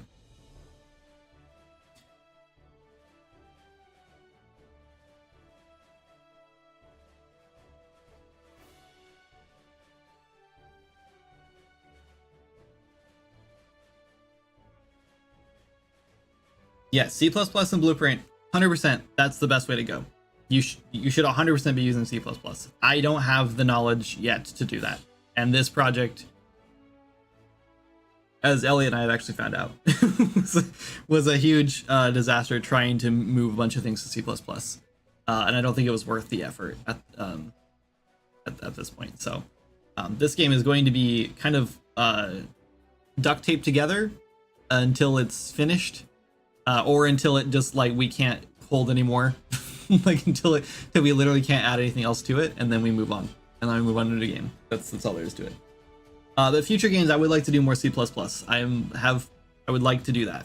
Maybe, it depends. If I want to make another big game like this, it'll 100% be more C++. So is it something to do with the saving of your loadout data? I'm guessing. I mean, obviously has something to do with in here. Anyway, sorry, I got distracted. Okay, so this is creating our base loadout, which is very confusing because I don't know why. I don't know how we're like, let's get current loadout, new loadouts, which is empty. Good. I was afraid like maybe we were just like adding something like a random index or something to our loadout, but that's not the case. It's very weird. It's very, very weird that adding a new item to the game suddenly has added it to Sovereign World. Thanks for the follow. Are you affiliated with Sovereign Dev? Sovereign Games? Sovereign Dev? I can't remember what its name is now. I don't know why. In any way. UV4 or 5, you both use a hybrid approach. Yeah, UV4 and 5 are both best suited with C++ and blueprints. You can't really make a game in Unreal Engine without blueprints. Without like, you can't make like a large scale game without blueprints, because blueprints are really like an extension of C++. Like you create, it's just way easier to work with certain things in blueprints because of how their architecture works. It would be kind of stupid to make a game fully in C++ and not use any blueprints or visual scripting, just because it's like it's designed to do that. If you love blueprints so much, you would actually love Godot. No, I wouldn't. Blueprint has been developed for how long now? It's been like 8-10 years or something like that. I don't know. They've been working on Blueprint. It's very, very fleshed out. It's been worked on for a long time. It has been highly optimized. It's very clean. And then you like Godot, as far as I know, Godot has a visual scripting, but it's nowhere near as developed. It's not going to be near as powerful as Blueprints. This game is like 95% all Blueprints.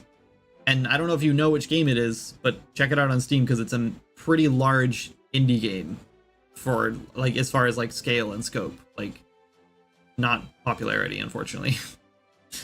It's called Swords of Magic and stuff. Here, I'll link it. But the whole game is made in blueprints. Like if there's any testament to like what blueprints can do, and you don't want to look at Fortnite, then look at this game. I don't know of any other games that are as big in scope as ours that use like almost all blueprints. I know there's more. I'm sure there's way better games out there that use all blueprints, but I don't know of any off the top of my head anyway. Tried Godot actually, and it's good for what it is, but Godot is, to be honest, more for 2D games than 3D. Yeah, I don't think their 3D is quite there yet. That said, I don't think it's like, I don't know. I don't know anything about Godot. I'm not gonna start talking about it. All right, let's look up save loadouts. Yeah, this literally just saves it. Wouldn't do anything. So like that would just be replacing. So what is happening? Every time I add a new loadout,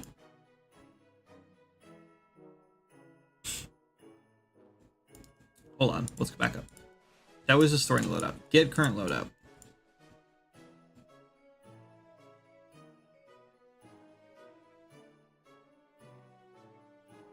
Gets the current loadout, duplicates it with a new name, adds it to our loadouts list, change loadout. It's got to be this. Okay, unequipped loadout. Maybe this is the problem.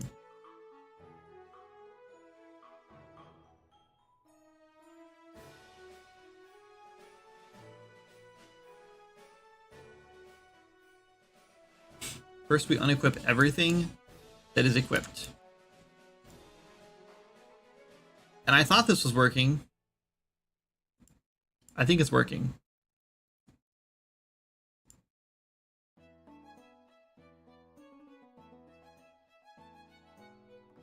I'm still like how did I get a Darkwood staff though as a brand new character? Okay, whatever. New loadouts. There's a cache. No, okay. First, set every loadout as active or inactive based on the new loadout index. Then we set the new wardrobe and initialize it.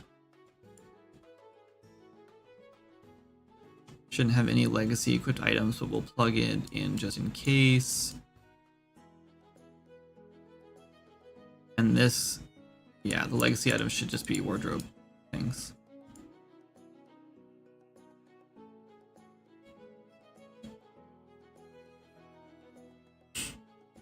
This is kind of a complicated system, just because it handles the wardrobe and the loadout stuff, and so it's like two systems that are like kind of being shoved into one here, and so it is a little bit complicated to read. I honestly would have a much harder time reading it in C++, just because that's just how my brain works. But yeah, all right. So we get our new loadouts, which is just a cached. Oh no, yeah, which is just. Oh no, that's actual. This is our actual like loadouts. They're just called new loadouts, which was a terrible name for them. Now that I'm looking back on it, because I deleted the old one, so I should just call it loadouts.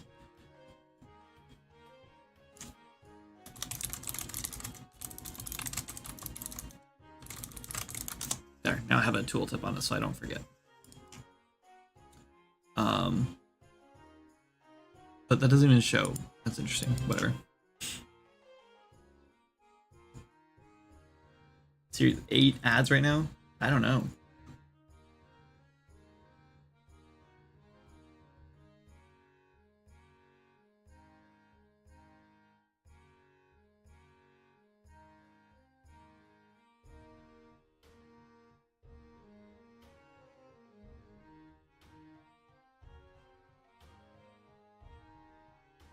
I'm very sorry to say I will not be recommending this game to others at this time. I wanted to like this game, but currently the progression is, at least in my opinion, complete and utter crap. There is no cosmetic armor in the game. Wait. You just went to my Steam page and found a single negative review out of 92% positive reviews? Maybe it's 91, whatever. 90+% positive review scores, and you found one negative review, and now you think that the game is terrible. Okay. Okay. I don't deal with this kind of bullshit. Hey, so, listen. Goodbye. There's just no reason to be that negative. Like, what is the point? Like, what is the point to coming in and just trolling and being an asshole?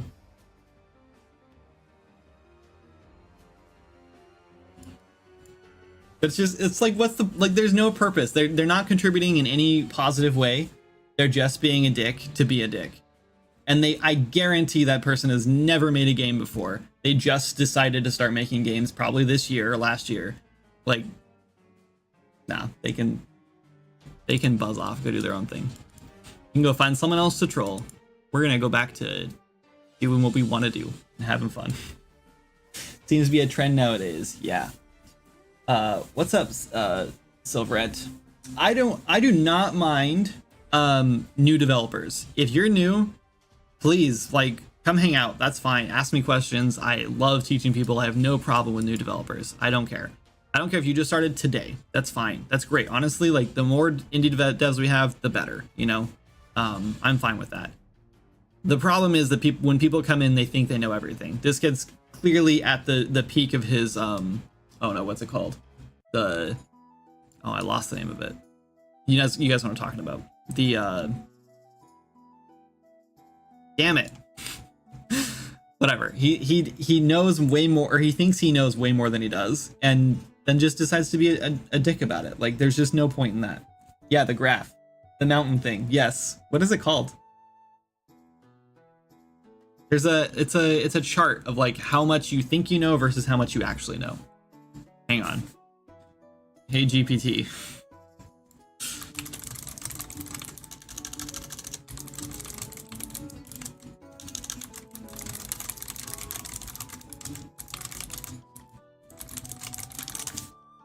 It is called, oh, Mount Stupid, the Dunning-Kruger effect.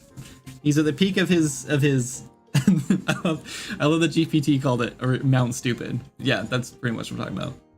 But yeah, he's at the peak of his Dunning-Kruger effect right now, and he thinks that he knows everything. And if he has been programming for a long time, then he's just a gatekeeper and he's just an old head, and he needs to move on and figure out how the new industry works. Because I don't know if anyone notices, but like visual programming is becoming more and more popular, and with AI and stuff, there's literally no way that we're going to be typing code. Like, we're not going to be typing code in like 20 years. It's just like it's not going to happen. Like, we're going to have like AI is going to code for us. Like it's going to die off. And if we don't have like a visual interface to do it, we'll just be using like text to code basically. But it's going to change. No one's going to be typing in semicolons.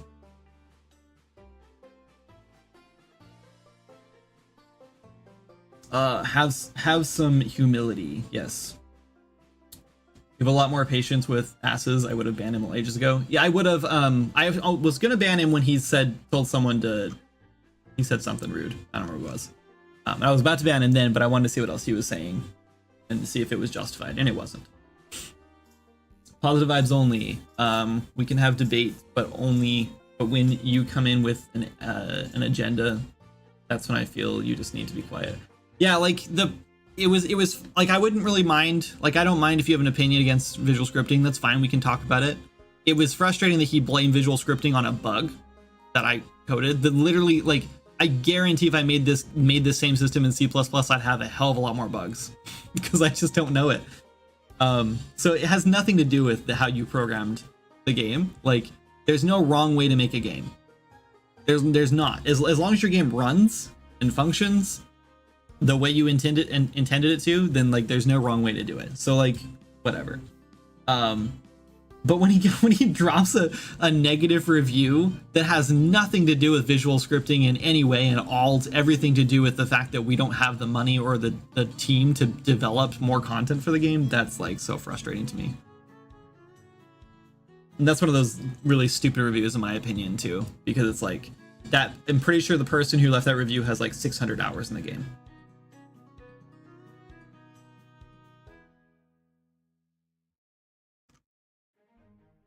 Oh man, where did it go?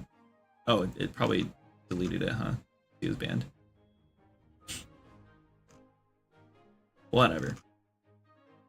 But yeah, there's a review on there. There's a couple reviews on there where people have like well over like 400 and then 600 hours, I think, where they've like, they clearly love the game. Why would you spend that much time in a game that you don't love? And then they left a negative review because it wasn't progressing as fast as they wanted. And it's just like, if you want the game to progress faster, then contribute, support the game, like buy the supporter pack, like donate on stream or whatever. That's how you make the game go by faster. Leaving negative reviews means that it hurts our review score. We don't sell as many copies. We don't make as much money. I have to spend time doing other things to make money, because just like everyone else who's leaving those reviews, I also have to pay my bills. And this is just how I do it. And I know that sucks. That I get to make money doing this, and they have to make money doing something else that sucks they don't want to do. But that doesn't change the fact that leaving negative reviews hurts the game overall. Like, and sometimes they're warranted. I totally agree. Like, if the game is bad, or if there's something that I've done in the game that didn't work and you don't like it, then leave a negative review. Go for it. By all means. If you don't think the game is worth buying, leave a negative review. That's fine. And I will read your review and I will go, dang, that sucks. They feel like that. And if it's something that I think needs to be changed, then I will change it. And then I will comment on the review and say, okay, I fixed this thing for you. Will you please fix your review now? And then you won't. and then it doesn't matter. So that's why negative reviews are stupid. They suck. I have copies of RPG Maker and wanting to make a game with it, with my art skills. Just use the assets that come with RPG Maker. That's okay. I love RPG Maker. I haven't used it in a long time, but I spent years making games in RPG Maker. I made a bunch of RPGs, and then I was like, I want to make like an open world RPG, and I did that, and that was really fun. And then I was like, I want to make an action RPG, and I found some scripts to do like action combat, and that was fun. And then I found a script for like online multiplayer, and I was like, I'm gonna make an MMO. And then I did that, and I got featured on IGN's website as like an upcoming beta for a game. It's called Eversorrow. You can probably look it up. I don't know if it's still on the internet anymore. It's called Eversorrow Online. And I was like, this is gonna be so badass, and I made like this whole like MMO thing. It was not that impressive. And then I gave up on that because it was like a lot of work. And yeah. So yeah, I did a lot in RPG Maker. And then I started making like other things, like things that were not really meant to be made in RPG Maker, like, you know, like clicking games and stuff, like weird stuff that didn't really like work in RPG Maker at all. And then I was like, I think it's time to move on from this. So I finally moved on and started using Stencil, which is one of my other favorite engines, even though I feel like they really dropped the ball and they have not really progressed. They didn't really update anything over the last like 10 years. So yeah, Game Maker is good too. I like Game Maker a lot. I love the Game Maker interface. I tried learning Game Maker for a little while ago just for fun.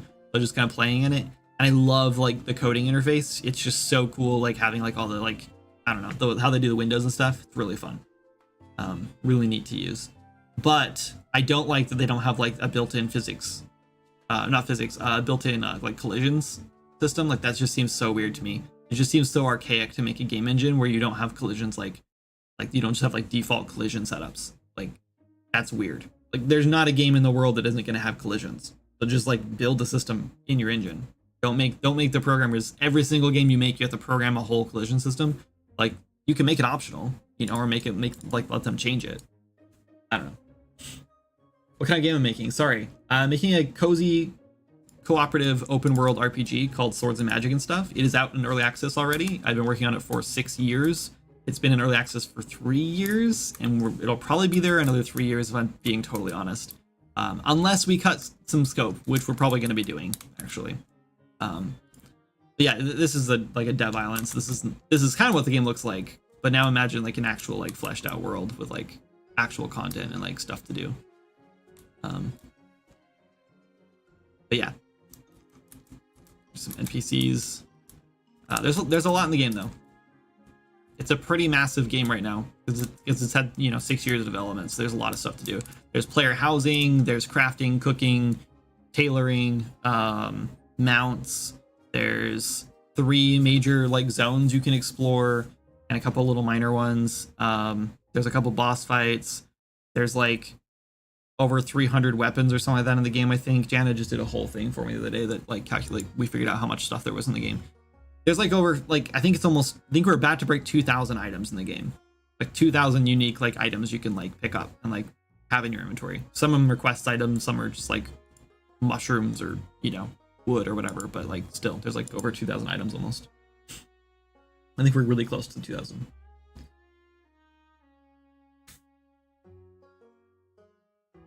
Anyway, I'm really behind on chat because there's a lot of talk.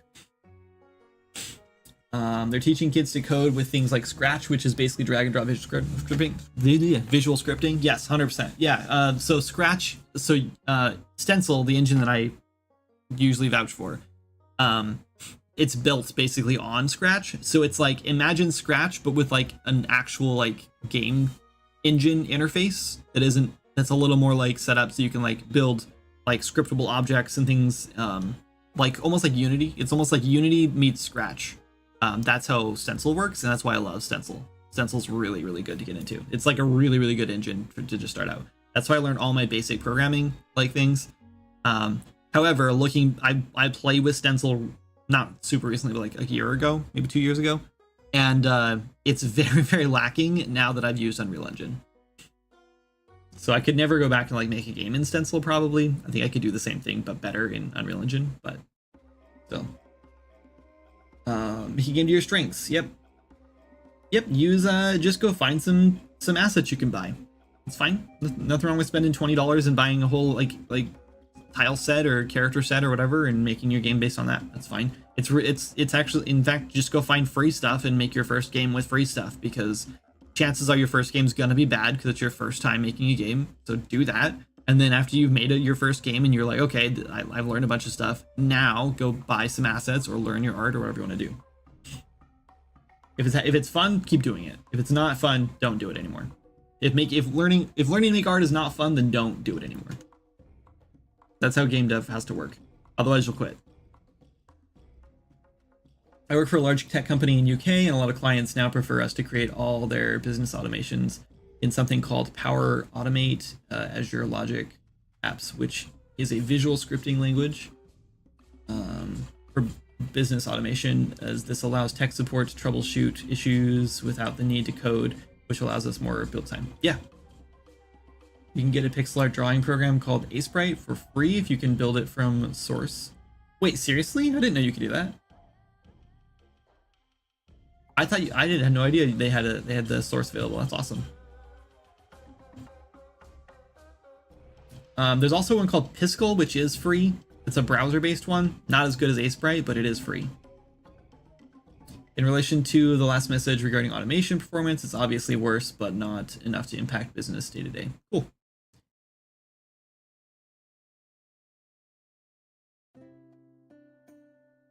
Monkey Socks, that's really cool. Thanks for offering that.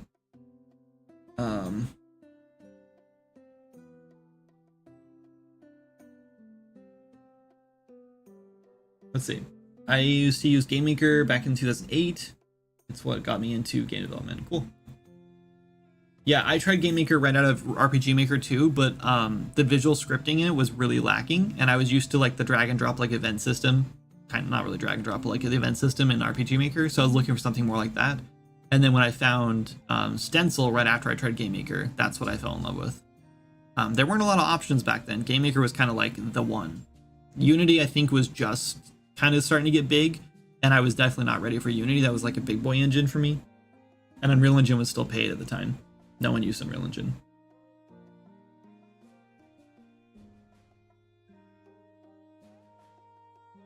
But yeah, it was about 2008 for me too when I tried GameMaker for the first time. Also open to anyone else who wants Sprite for free. It's all legit. That's pretty cool. Or you can give them $20 if you like the product. It's like, I'm all for that. Paying for the tools you use is always nice if you have the money. If you don't have the money, then don't. Fine. Love to learn to build from source someday. Just got a new computer I'm trying to get. Cool.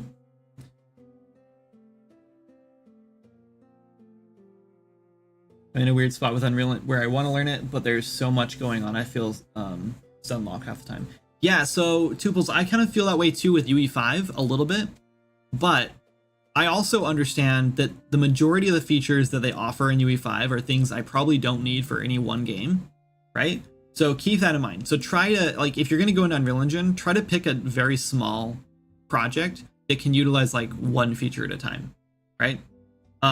Because that's the thing about Unreal Engine is like every single day I like learn something new about it that I like never knew, and I'm still stuck in UE 426 for this project. But whenever I use like UE5 or whatever, I'm always like, oh, this is cool. I didn't realize this feature is here. Like just the other day, I learned this cool thing where you have like, it's not a good example in here. Hang on. Like over here, in the details panel, which is probably hard to see on stream, but in UE5 you can like hold shift and like right click to copy like like if I wanted to, like this unique world event name here, like if I had something special in here, I could shift right click to copy it, which just does this for now, you know, which is just kind of like whatever. But in Unreal, in UE5, it just copies it, and then you can shift left click to paste it somewhere else. So it's like really quick to just like copy paste things. And I was like, this is a cool little feature I never knew about. And now I find myself trying to do it in UE4 all the time, which I can't. But yeah, like there's like a lot of like really big features that you just don't need yet, you know, like most people don't need them. So I would suggest just like, if you want to play with it and you want to learn it, then like just start with something simple.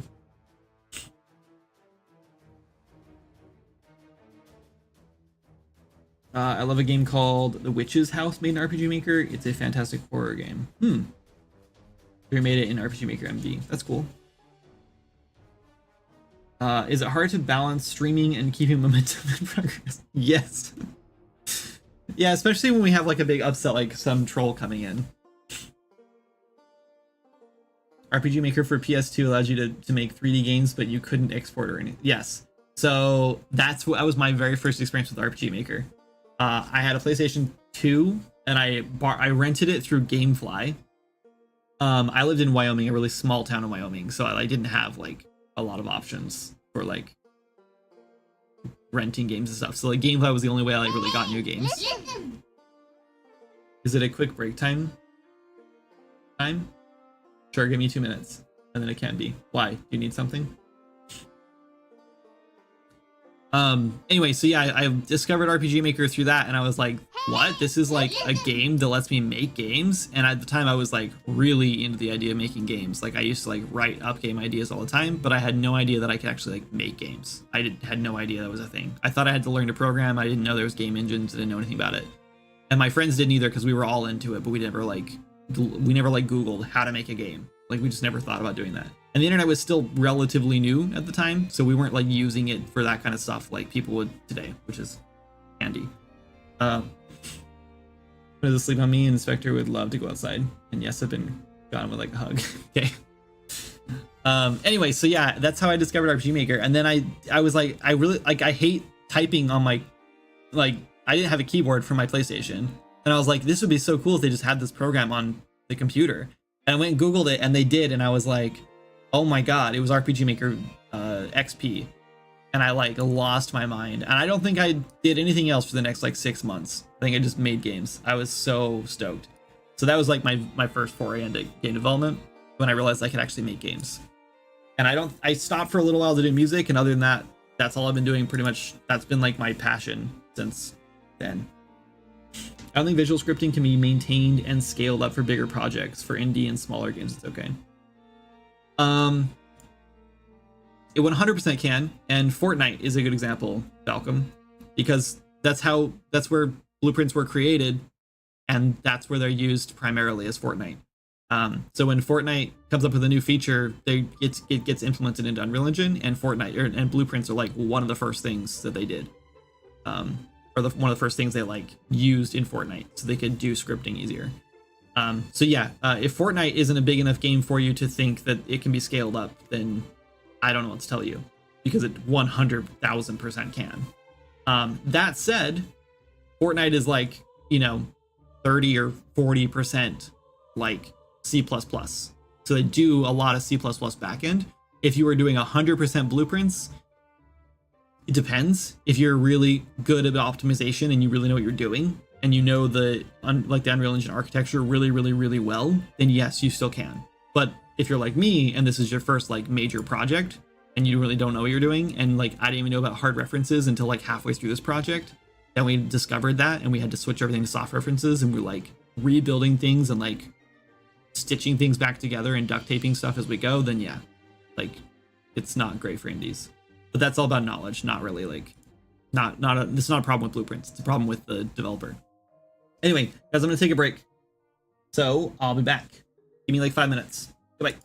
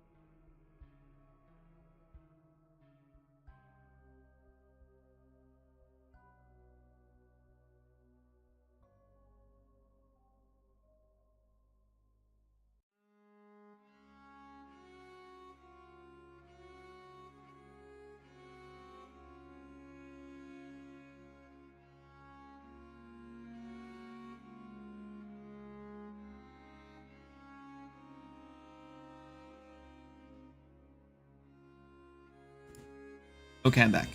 Hi. Needs Kindred hug time. Time to get lunch. Lunch does sound good. It's actually 1:45 here and haven't had lunch yet either. When you come back, I have a question. Have you ever thought about underwater mechanics or areas of the game? Yeah, 100%. It's more just like we're struggling to get enough content in the above water areas of the game, so we haven't got around to doing underwater yet. But that was planned originally. There was actually supposed to be an underwater cave in Azura, and then we scrapped it. And at one point, I did go around and I did like decorated all the underwater areas in Azura, so at least like all the areas you can see, they're like decorated now. But yeah, there are some underwater chests around Azura too. You can swim around underwater and find chests and like dirt piles and stuff like that, I think. So there's like loot under there and stuff. So there's stuff to explore, but not crazy. But yeah, there are. It's supposed to be like an underwater like temple thing and like a couple other places too. So there are plans. Okay, we're gonna figure out what's going on with this thing now. So when we add a new loadout, we are duplicating all of our items. So we're unequipping loadout, setting all the loadouts as active or inactive. So if the new loadout index is the same as the one in the loop, we're setting it to be true. Otherwise, we're setting it to be inactive. And then if it's set array element.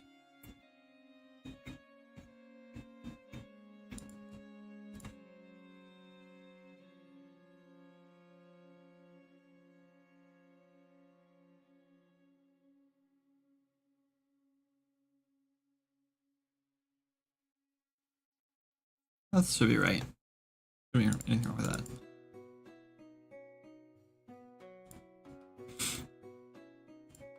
All right, now here's where we're actually creating or like equipping items and creating items.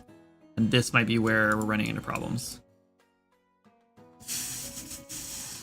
Also, where are we getting cache? Oh, cache loadout. New loadout. Get the new loadout index. Caching that. Looping through our player inventory. Local inventory item. Local player inventory index. Loop through the cached loadout for each inventory item. Oh, this is expensive. I don't think there's a way around it, but it's expensive.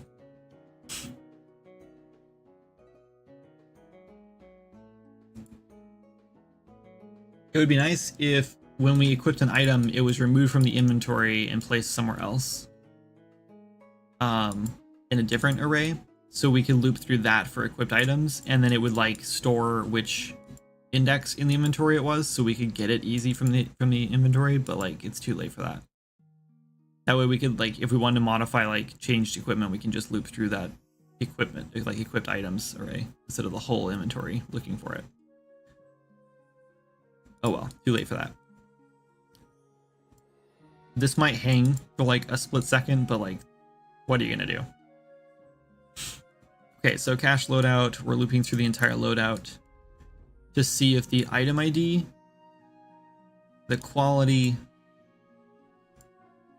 the extra tags, and the custom ID are all the same. Don't want this to be the same. If they are, then we need equipment.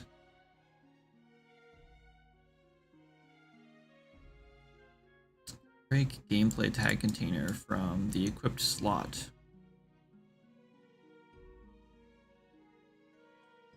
Cache loadout.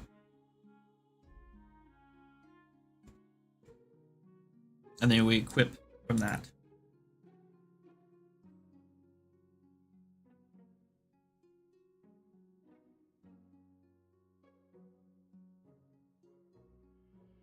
And we remove it from the cache loadout. And we loop through until the entire loadout is empty.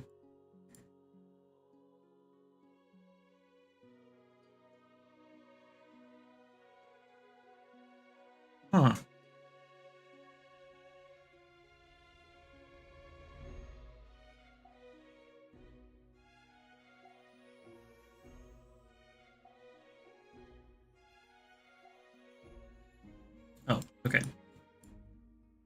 Why are we doing a for each loop with a break? Oh, if we remove it, we break. Right, okay. So it doesn't need to be a revert for each loop because we're breaking. Okay, got it. Then refresh all and then save loadouts. What does refresh all do? Refresh the inventory. Okay, that's fine. We're not... Okay, so this is the only thing I can think is this init equip right here.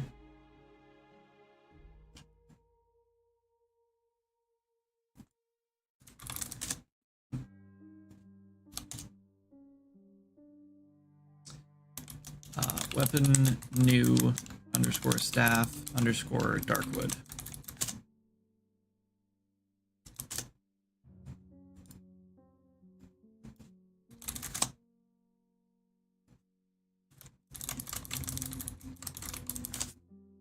All right, let's see if there's the darkwood staff for some reason being equipped here.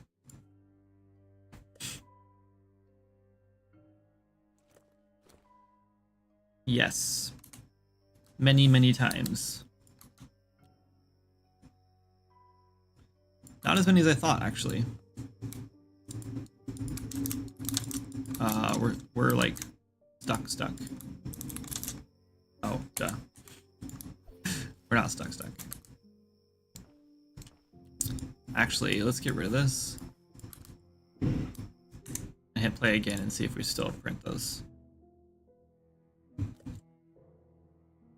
Warning, equipment missing tag. How did I miss that last time?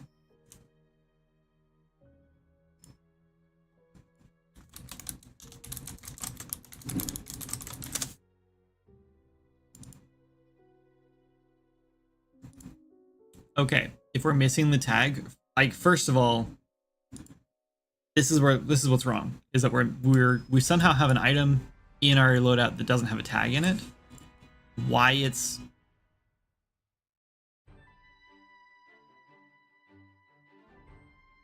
like, what is it doing then? It's just hitting here. Like, first of all, if this happens, we should just delete it. Like, I guarantee this fixes the issue, but like it's a band-aid.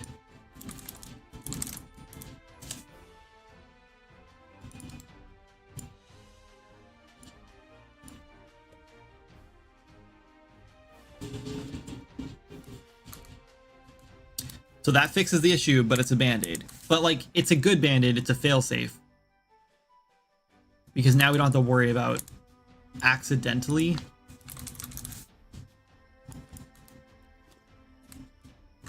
this happening ever again. So that's good to have, but we need to figure out why that's happening. And now we're getting a bunch of errors.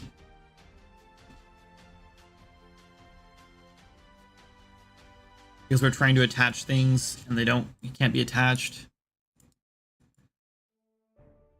Okay, where is this happening? Find references.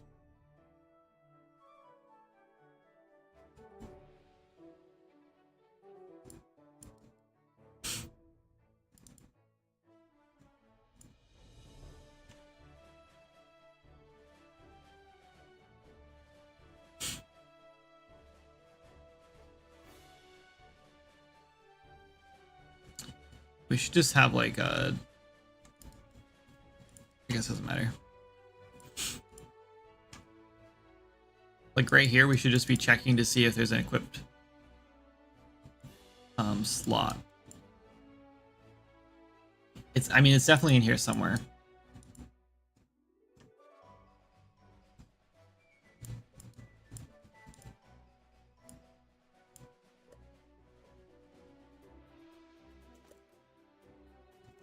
Okay, that should be the one we have on our inventory, though. Oh, no, it's not. So we are breaking there.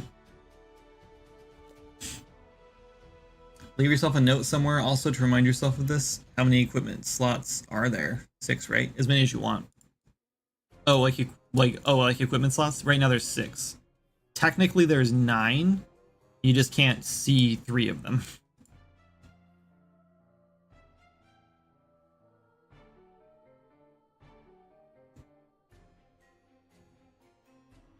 I wish this was like easier to read. Let's see. Weapon, staff, darkwood, One of them, quality is flimsy, durability, color, equipped slot, empty. So how are we getting this in this slot then?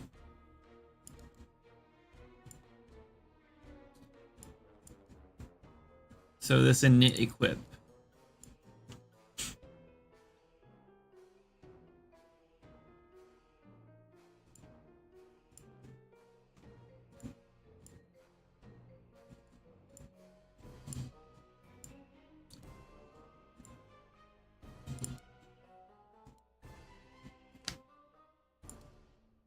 Okay, so we're gonna print all of the things in the cached loadout here to see if this is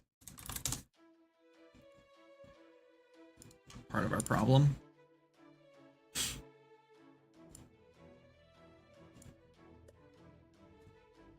We're probably gonna break, actually.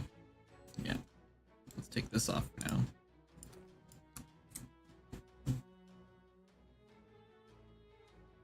Weapon, staff, darkwood. Yeah, so we're definitely finding it. It's printed that 3 times, though. Why is it happening 3 times?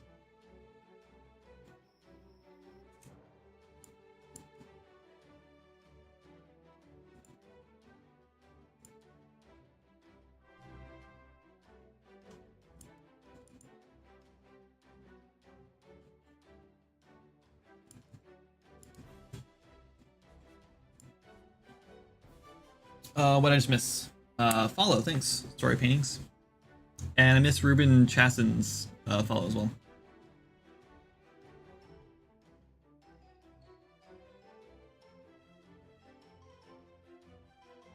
What I mean is 6 staffs and 6 equipment slots. Oh, I don't think they're related. I don't know.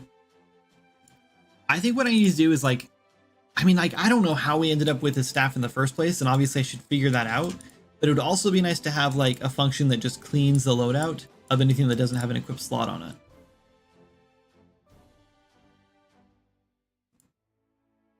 This right here adds, okay, this is from the new loadouts though. And we started the game, we somehow had a cached loadout with a brand new character.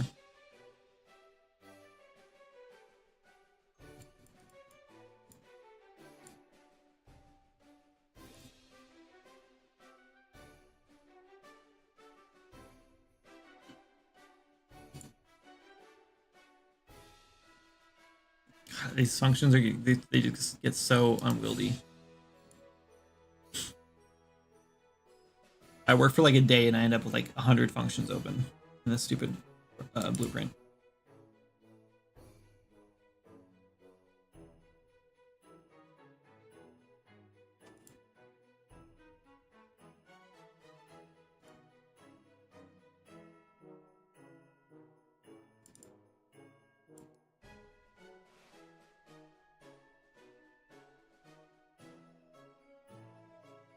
Maybe we have multiple active loadouts? That wouldn't matter. So maybe it's in store loadout because I don't know where else it would be.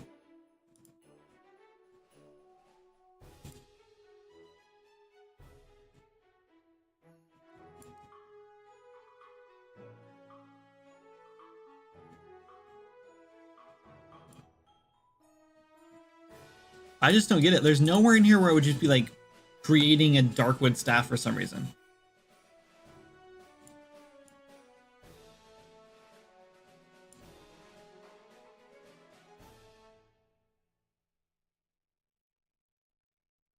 Is there something on Knives of Iraq? Thank you for the follow. There's something on the staff's data asset that requires an important tag of some kind. Kind of, but nothing that would be like relevant here, I don't think.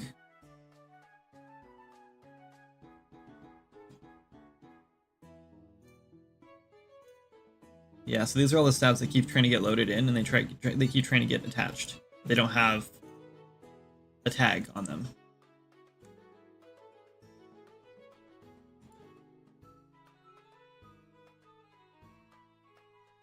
Which is weird. because they have an equipment slot tag. Okay, let's start a new character again.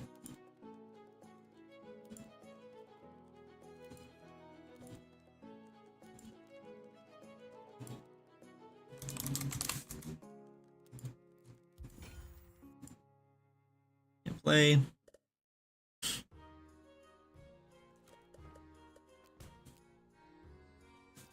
Well, we're dead now. Definitely still got errors.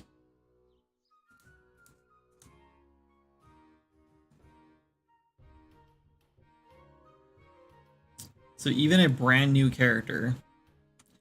Let's I want to remove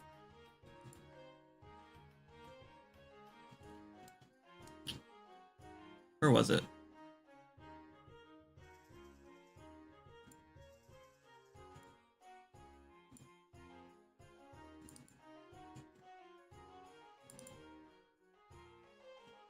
Oh man, where was it?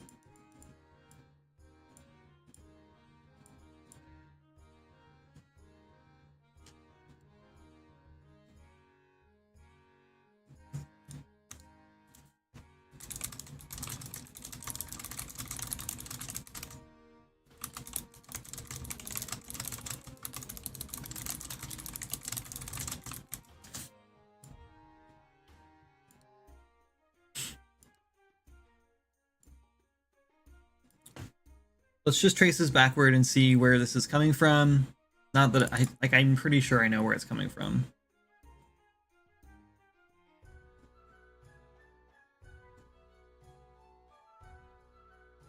Set equipped actor. This is on equipment master. So somehow we're spawning an equipment master somewhere that we shouldn't be doing. And it's 100% coming from here.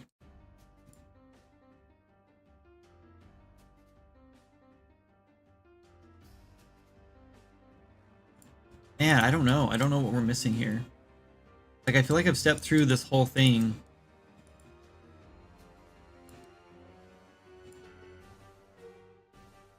And I don't see anything like wrong with it. If there's no loadout already, we create one.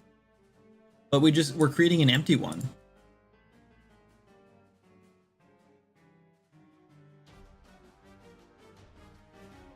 Like, cache loadout has nothing in it.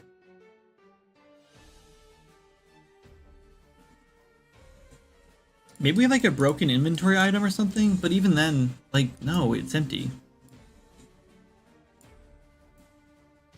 And when we start the game, we have an empty inventory, so there's like no reason for this to be happening.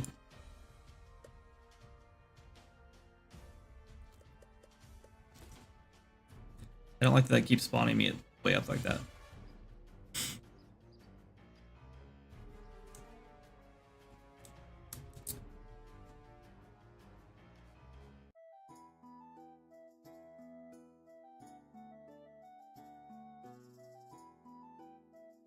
It's just so weird that I created a new staff and like now that's what's causing this issue.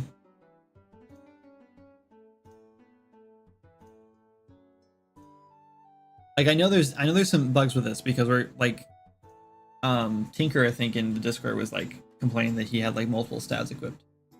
Saving loading system with the loadout being data being global or something. I don't think so. Unhook a branch at a time and try. Well, the problem with that is like the loadout system, if I unhook like one thing from the loadout system, the whole thing will just kind of break.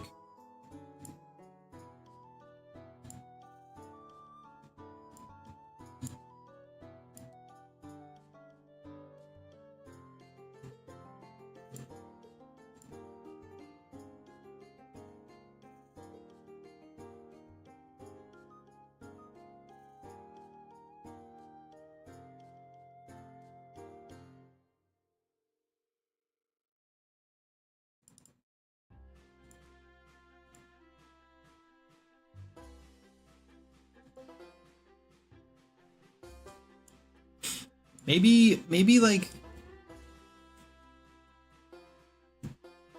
I don't know, I just don't get it.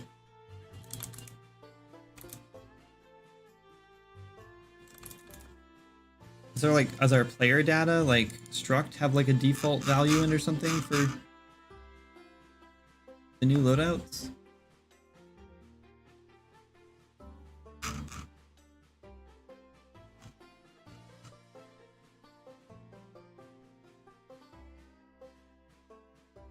Do we not save? What?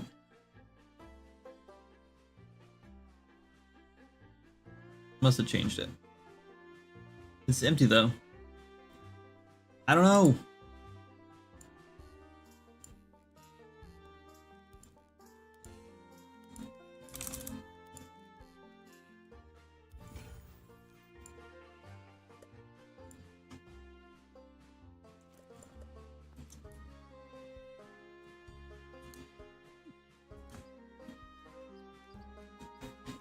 Yeah, there's still 6. I think you're right, though. I think it might actually... Maybe you're right. Maybe it does have something to do with the 6 loadout slots. It's just like adding an empty staff item to each one for some reason. And maybe it's just finding that the last item created. Here, let's try this. Here's a test.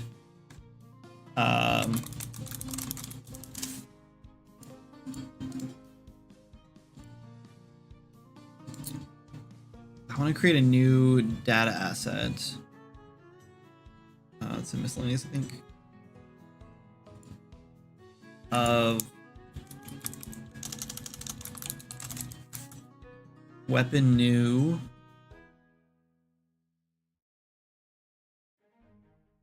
Ranged, I think. Cancel. Yeah.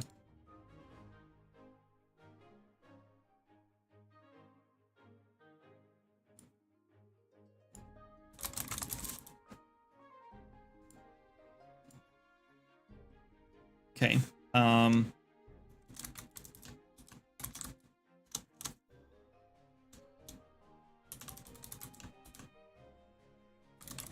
Sure, that's fine. It's called debug test. Great. Oops. World mesh. Cliff.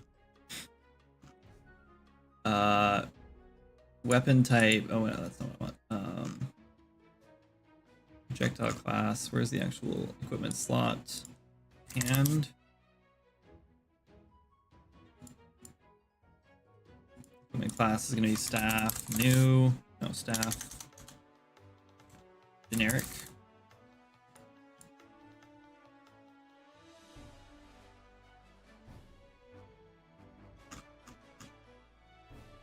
You know what? I don't think these stats even needed to be skeletal meshes. I don't think we're even using the skeletal mesh anywhere. That's kind of silly. I forgot about that. Weapon.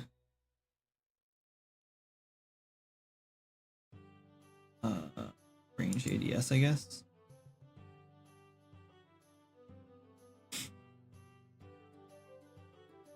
I'm just trying to decide if there's anything else I need to set up on this because it's a brand new one and I never do these. Okay, whatever. Let's try that. Okay, let's try now and see if we still end up with the same. Let's do a fresh character. If we still end up with a cliff inside of us, then we'll know. Nope, still the Darkwood staff. What have I done? What caused this? Oh wait, hold on. I think I know why.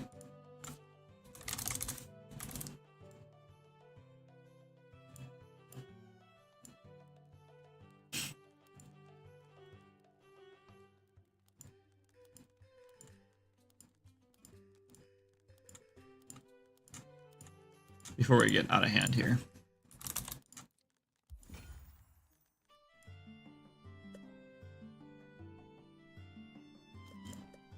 Still no. Okay, then I don't get it. We made a new data. Okay, so the only thing I can think is like maybe it was just adding like an empty, like the last item.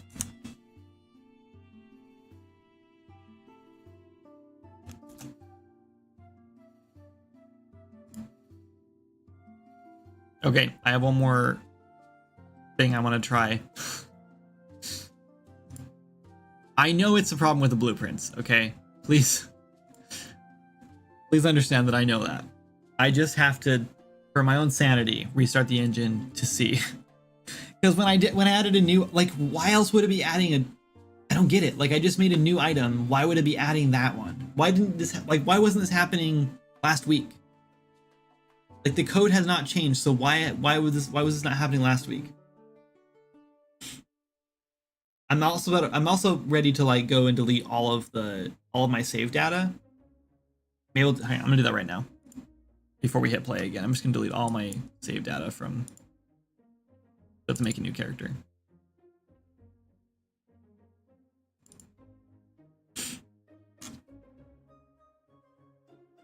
I kind of want to stick my collections though somewhere. Just because there's a bunch of stuff in there that is easy. That's nice for testing. But I don't want it in here. I want it like a fresh character. Okay. We have fresh data, fresh restart of the engine. We're gonna do a fresh character, obviously. If it's still happening, then I have no idea what is going on.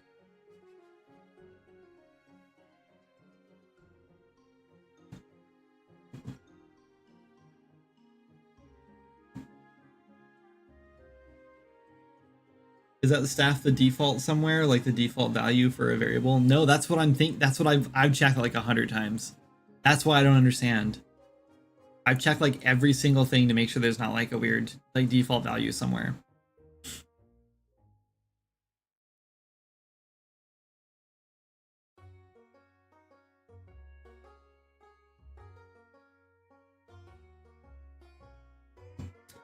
I feel like it has to be somewhere that involves a loop and a spawn node. I think it's further back than that though. Like I figured out how to fix it. Like I know how to like just fix the issue, so it just deletes it. But that's just a band-aid, right? That's just like fixing the that's like fixing the problem, but not actually getting rid of the problem. So yeah.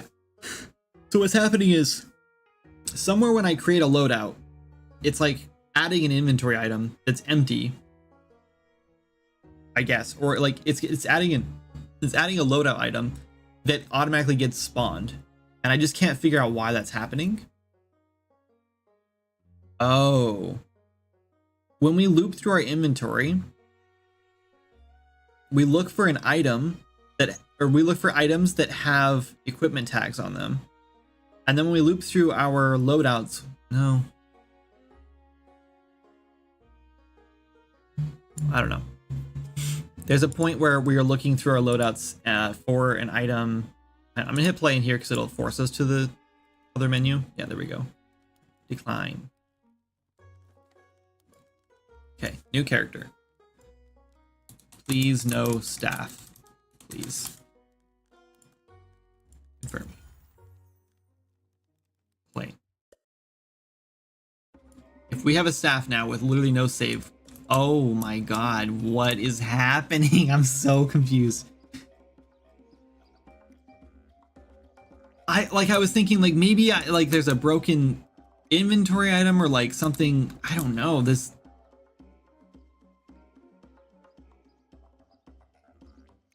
How many are there? 6. All right, I think we've officially decided that it's like, what did we like? What? Maybe it's a situation where there's like some item index or something somewhere where we've checked like, oh, if this is equal 999 or something, then we do this. I don't know. And then we actually created that like item. Okay, here's an idea. Let's go to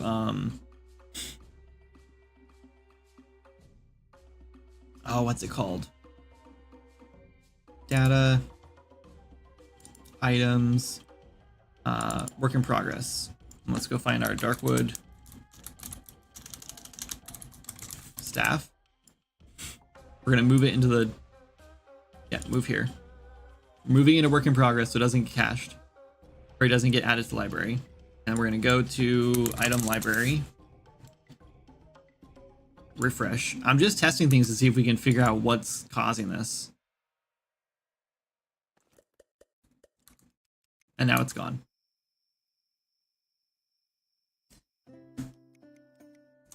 Okay, let's go find our maple staff.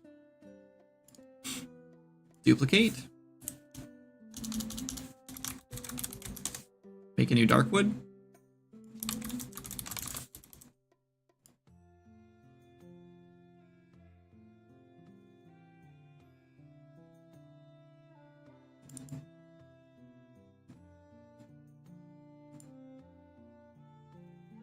We're gonna pick a different staff. Let's do the mushroom staff. We have to call it something different. Save. Play.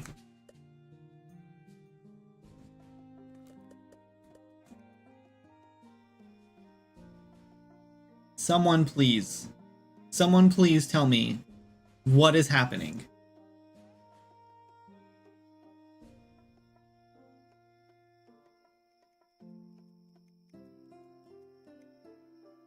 Like, shouldn't this have spawned the mushroom staff or something, right?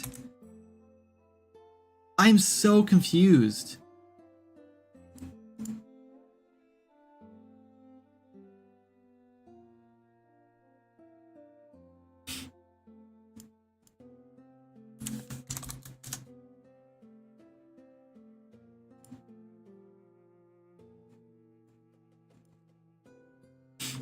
We're moving it back.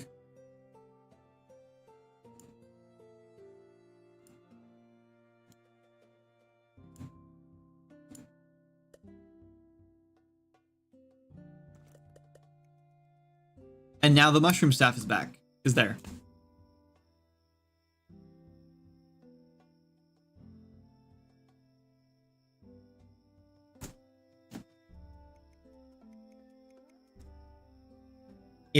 Is it like, I don't get it. Maybe I have actually broken something in that item. Like maybe somewhere in here I've actually added some weird slot or something and it's like causing it to break. Oops. I'm just looking through like all of the things that it could possibly be, maybe.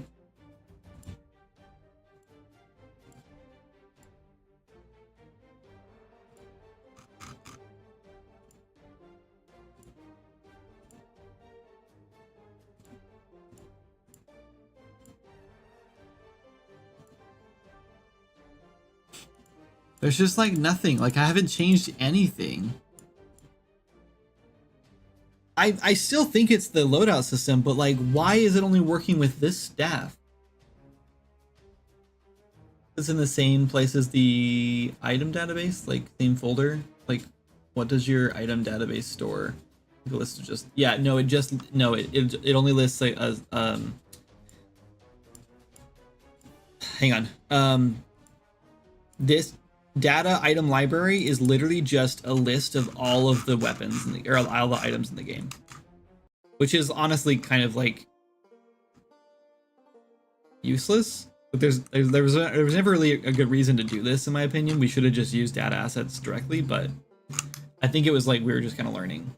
I'm not sure, because I think we just wanted to use a like a database for some reason. I'm not sure why we needed a database, because it's not like we can do anything with this. It's kind of useless. Like, yeah. Anyway. And then our primary data is just all of our items in the game. Oh no, it's not. Applied. Data assets. It's all of our items in the game. And this is where both those darkwood staffs are. Somewhere down here. Somewhere right there we go. So darkwood staff new. So if we delete this new one now.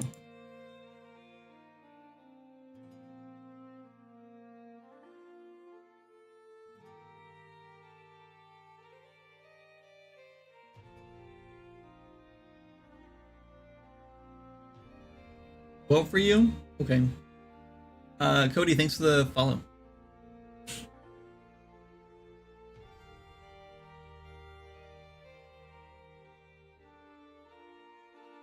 Yeah, I mentioned you need to copy a certain data asset or copy of. Yes. Yeah, I did that. When I took my break too, she was asking me about that because she thought I used an old version of the data assets and I didn't.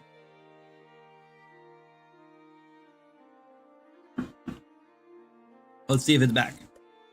Now that we got rid of that, well, I guess I should refresh the item library. It's not back. Refresh. Play.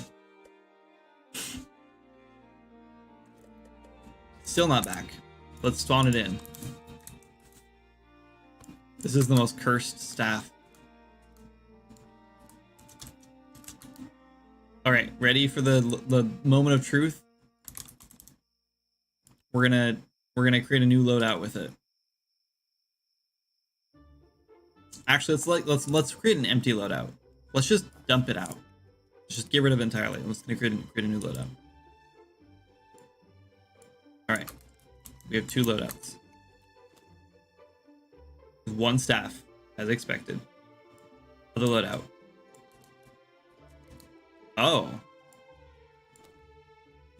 Interesting, it didn't actually unequip that. Oh, both my loadouts are called the same thing. Should make sure that that's not possible. Because I'm guessing that's actually what's causing the problem. Oh, now we're bugged. I don't know what it is. Oh, I didn't hit rename. We're frozen. We're waiting patiently.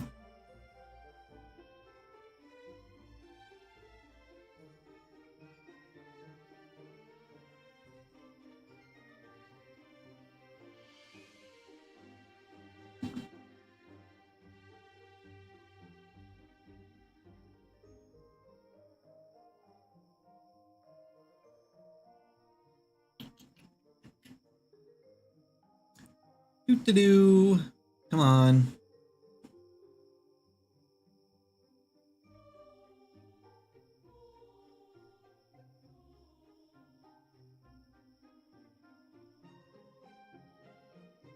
I would just have pre-made slots named for loadout, like slot 1, 2, etc., rather than allowing players to name them.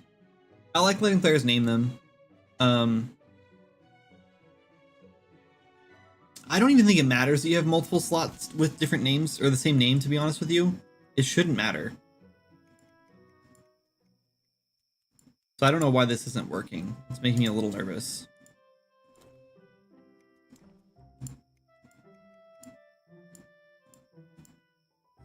Let's try it though.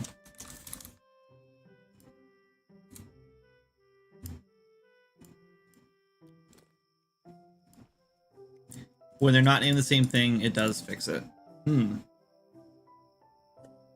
So when we make a new slot, we need to make it like we need to rename the slot automatically for it. I wonder if that would just fix our bugs. Maybe that's what's going on.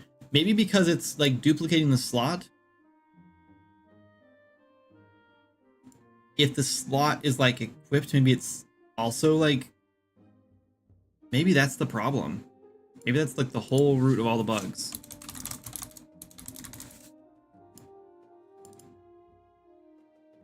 Because it's seeing in the same slot, so maybe it's like trying to equip them both.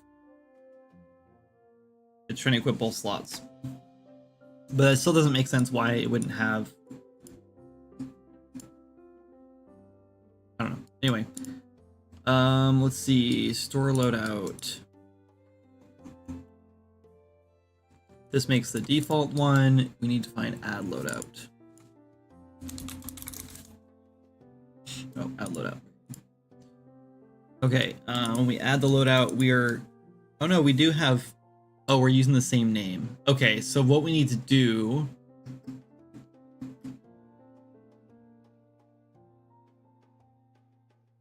We need to loop through our loadouts, and if we have the same name already, we need to, like, error out, probably. Okay, let's do that somewhere else, then. Let's do that in the what's it called? The equipment widget. View equipment. So when we hit the add button, we want to make a function real quick. Check for duplicate loadout. Oh, actually, we shouldn't do this here. We should make a... Hold on, we should make the function. I hate to do it, but we should probably make it in here.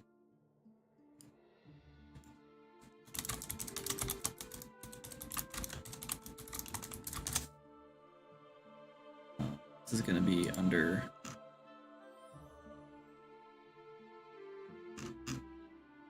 Load up.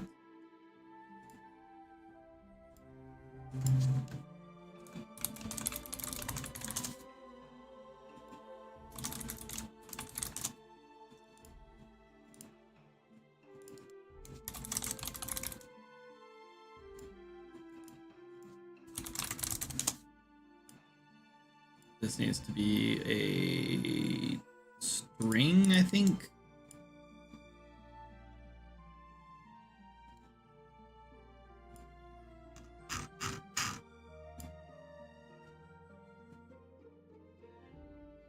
No, it's text. It's check. We're checking if it's not empty. We just need to check to see if it's on the same name too.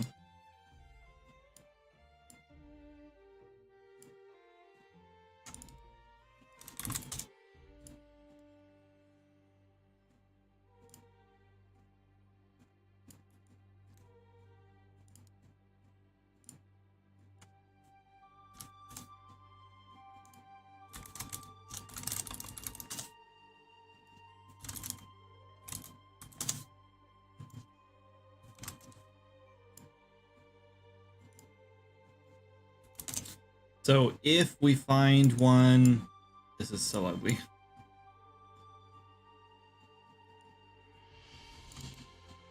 Then we want to return false.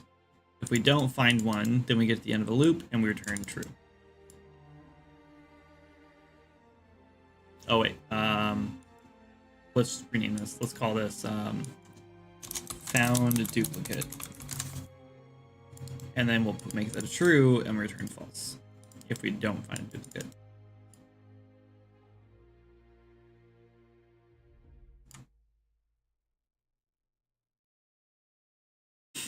Okay, then we go back here and we say get player component, check, duplicate. We could probably make this sure.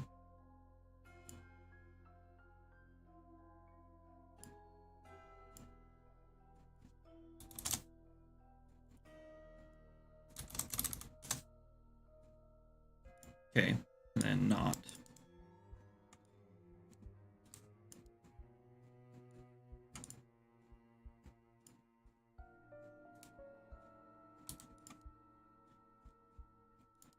Okay, and then if this fails, we want this here. We want to say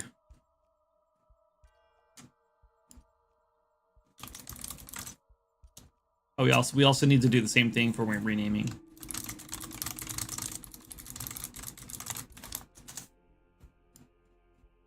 Okay. And then rename.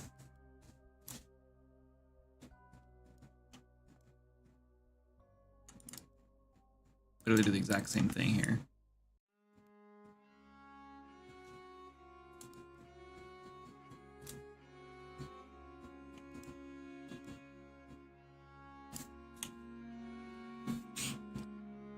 Hey, listen.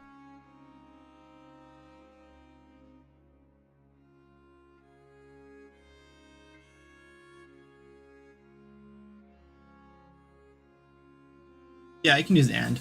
I could. I think when it comes down to it, it doesn't really matter that much. Yeah, like this could be an and. The reason I don't want it to be is because I want two different error codes. One says loadout name can be empty. The other one says you already have a loadout with this name. So having two different branch functions helps that. Allows me to do that, I mean. But yeah, typically, yeah, that would be a better way to do it. And cleaner.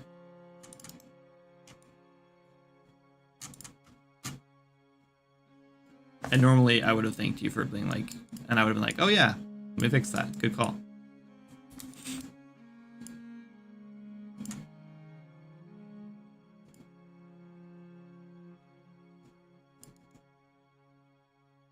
Okay, cool. Sometimes for me, it's also cleaner just to do multiple checks, just so like I can follow it easier rather than having a like an and then having like a bunch of bools going into it, especially when there's like a not bool or something. Okay, so if I make a new thing, wonk. Oh, I have to rename it first. Great. New. Boom. That should fix our problem.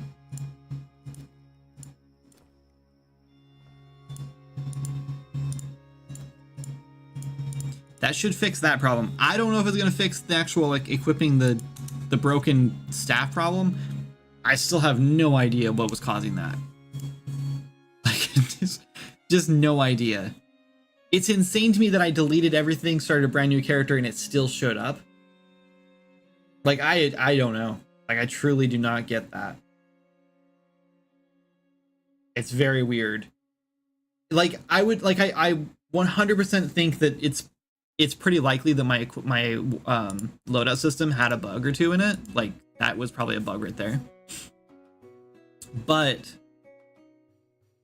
oh, you know what? That was probably exactly the bug, because at one point we check right here. Oh no, that's not it.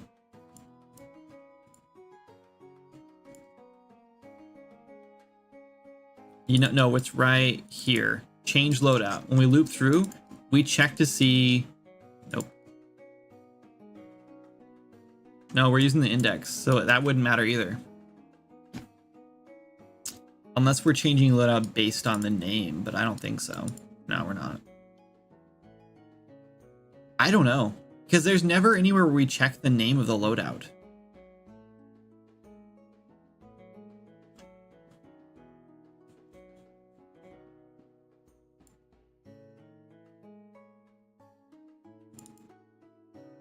We don't check the name there. We don't check the name there. We don't check the name there. We check the name here. That's checking for the duplicate name. But yeah, nowhere do we ever check for the actual name. We just check for active. Even like, and I thought, well, maybe when we set it active, we're checking for the name. But even then, we check for index. And then the only other place we play with loadouts is on a player component, and it just calls functions from there. Oh no, player component. Damn it, my bad. Player controller.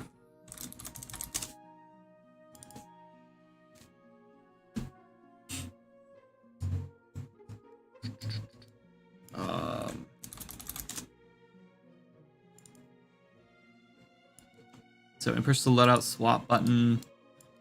We store the current loadout we have. That's the only way we save our loadouts, is when you swap them. Otherwise, well, I guess when you create a new one. We get the current loadout. We get the index of it. How do we find the index? Checking which one is active. And then we change the loadout based on the index. So it doesn't matter about the name at all. So really, we should have been able to have duplicate names as long as the index was different.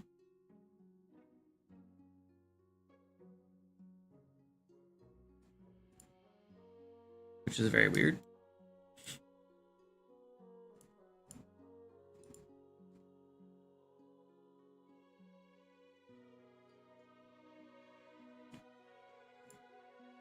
And like the first index we add, like the first time where is the first one? Store loadout. We're setting it active because there's not one before that. So this should be the only one that's ever active. And then when we change loadouts, set every loadout is active or inactive based on the new loadout index. So the new loadout index should be finding whatever the current index is plus one when we're cycling, or just picked from the index from the list. So if you are changing the drop down, it'll find 0, 1, 2, 3, or whatever, however many you have, and just find the index from that. And then that should just unequip the loadout, and then yeah, just loops through and we unequip their inventory, loop through those, find anything that's equipped, and we unequip it.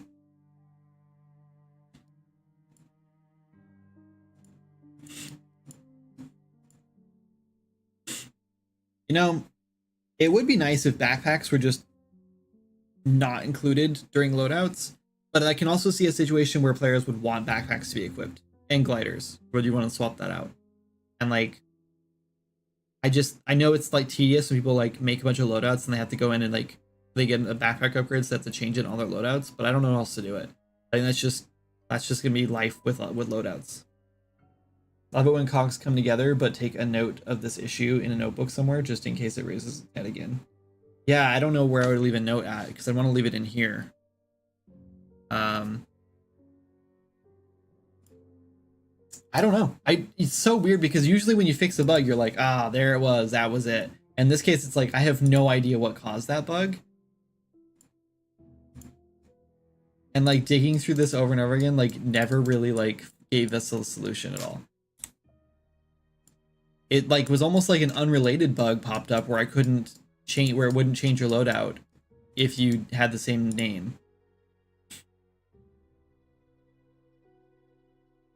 I think this needs some thorough testing. And have all our testers just run through and test it and make sure that like they can swap loadouts and everything's like working correctly.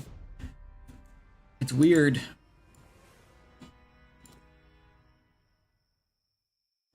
If I try to rename this, yeah, good. I already have a loadout with this name, great. Yeah, okay, that's working.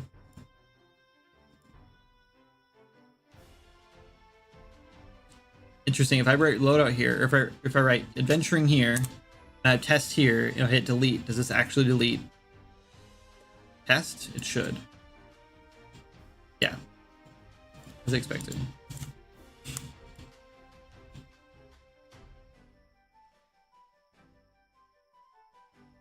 We're just hanging for a minute while we load the projectile, I guess.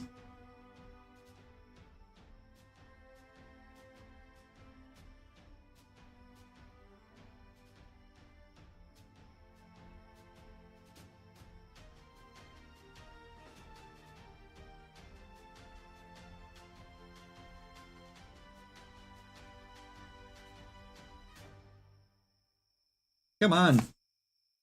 Unreal Engine loves doing this. The first time you load it up again, you like, and sometimes just randomly. It's like if it's garbage collected, like an actor or something, and then you suddenly need to spawn it. It's like, whoa, hold on. What's funny is actually, I bought a new solid state drive to try to prevent things like this, and I installed it on Saturday. Finally got around to installing it, but I had to remove my old one, my old solid state drive, my C drive. Which had like no space left on it, and now I have like a 4 terabyte much faster solid state drive. But the problem is that I had to install Windows on it because I had no space for both of them because I didn't have the cables I needed, and I don't even know if I can reach where like in the motherboard to plug those cables in. So I just whatever. Oh, there it goes. So yeah, but now the problem is that I have this.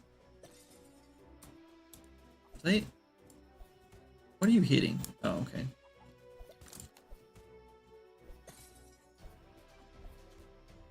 These are being hit by projectiles? I thought we fixed that. Not only is it being hit by projectiles, but they're also like going flying. Oh, that was like supposed to be fixed a long time ago. Anyway, but yeah, so I installed my solid state drive, but now Unreal Engine and Swords of Magic are both installed on my D drive, not my new C drive. So now I have to move those over to actually benefit from having a solid state drive with the space to have Unreal Engine on it. We thought of learning to write code. You can do so much more, or do you just feel you don't have time for it? What else could I do?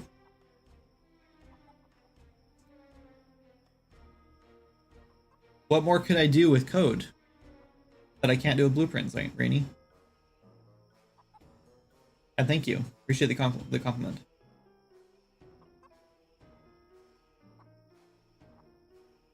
I would like to learn to write C++, but like you said, I don't have the time, really. That's the biggest problem. And I would love to know why that's happening again. I swear I just fixed that. I guess it's not the end of the world. We're probably not gonna work that right now. See, sometimes it works. I don't know. Anyway, yeah, I don't have time to learn C++ right now, and I also just don't enjoy it. I don't like C++. I don't like writing code. It's like if you were doing digital painting and then someone was like, you know, if you use like traditional media and use like watercolor, you could get a more vibrant look or whatever, like a more natural look out of your like style or whatever. And like, I don't like, maybe you don't want to do that, right? No, I love programming. I absolutely love programming. I don't prefer art and creation. I like programming probably more than art and creation now. But programming doesn't necessarily need code. You don't have to know code to program.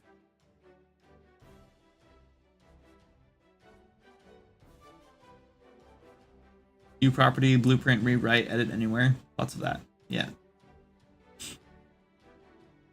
My question is, what can you do in C++ that I cannot do in Blueprint that I would need to do? There's a lot of things I could do in C++, like break my entire game. Like there's a lot of things I could do in C++, yes. But like, I don't need to do 99% of those things. And when I do need to do that kind of stuff, like when there is something with C++ I need to do, I do it. I'm not afraid of C++. I just don't need it normally. For example, the other day I needed C++ to write a function for it's not what I wanted. I don't know. I thought this was Visual Studio. I had to write a function that uses the Steam API to open up our store page when you press the get the full game here button in the demo. So I opened up Visual Studio and I wrote a function for it and exposed it to Blueprint, and I used a Blueprint node for it. And it took me like an hour, but only just because I had to figure out how to do that.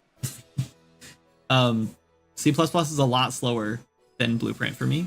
And I would prefer working in Blueprint. It's a lot faster for me and a lot easier for me to comprehend. It takes me a long time to sit and dig through like C++ and understand what it means. And Blueprint is plain English, very simple. So I would prefer it. There's just no reason. I don't see any reason to use C++ unless I absolutely need to. Anyway, I'm gonna pretend like we've solved this problem, but we need to go back to our was it unplayer component?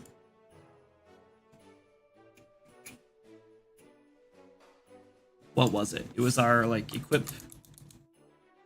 Dang it. Let's search for failsafe. Who left a comment there? Nope.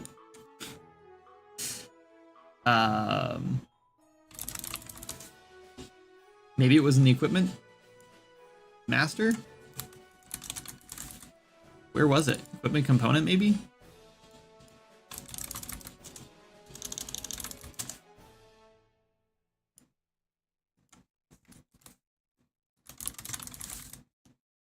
Great. Oh, we already had that open. That's not what I want. I want equipment component.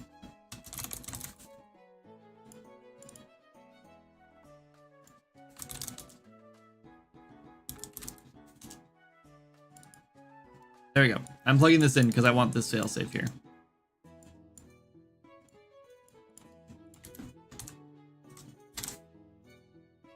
Uh, 5, 6, 24.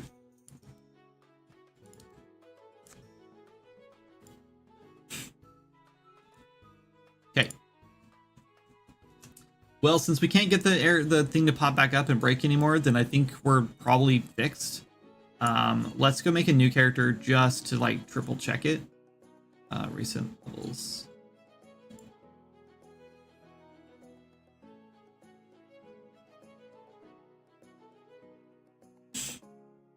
UE5 has introduced some new requirements. So in classic UE4, you had to use, say, uScene component with a pointer like that. Now you have to use the template version, key object pointer, uScene component. Something about the new reflection changes they implemented in 5.1. Great. More things to learn. No, I don't know. I think C++ is valuable. Don't get me wrong. I think it's frustrating when people think that C++ can't, or that blueprints can't make games. Just because, like, I don't know. I guess it's frustrating because it invalidates Swords of Magic entirely, right? When people are like, oh, you know, if you learn C++, then you can make it better, make a real game, you know? And it totally, like, that just totally invalidates, like, the last 6 years I've worked on this game in Blueprint and have made a living off of it. So, like, I just feel like this game is 100% vouching for Blueprints, you know? And so, yeah, from my perspective, I don't see a reason to go learn C++ unless I want to, because I don't need it for what I'm doing right now. And any future projects I plan on doing are going to be smaller than Swords of Magic for the time being. And if I ever do want to make like a big boy project, I will either team up with someone who knows what the hell they're doing more than I do, or I will learn it. Because then I understand when C++ is necessary, and this game, I would say, was necessary to do things like release it on Switch, right? To like optimize it to the point that it could actually be played on the platforms we wanted to play it on. 100%, I think C++ is necessary. But where we're at right now, it's too late for that. Like, we've already just decided to cut that scope, and we're gonna stick to what we know because it's just easier, and it's just too far gone. There's too many moving parts now, and trying to pull out one of those cogs and put a C++ one in its place, it might run smoother, but all of the other cogs are gonna break in the meantime, and it's like, it's not worth 6 months of refactoring and like fixing all the bugs and rewriting everything to do it. And we've tried, not for lack of trying.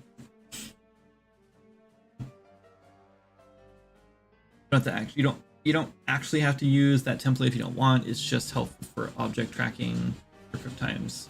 For using raw pointers, you can still use them. I would say the only benefit of C++ is performance benefits over VP. That's it. Yeah, but I think it's negligible, and I think it's not really even like a C++ thing. It's more about like knowledge of the architecture, right? Because someone who's really good with Blueprint, and that's not me, but like someone who's like more experienced than me even with Blueprints, who doesn't know C++, will then make a better optimized game than someone who's okay with C++ or really good with... Hold on. What am I trying to say?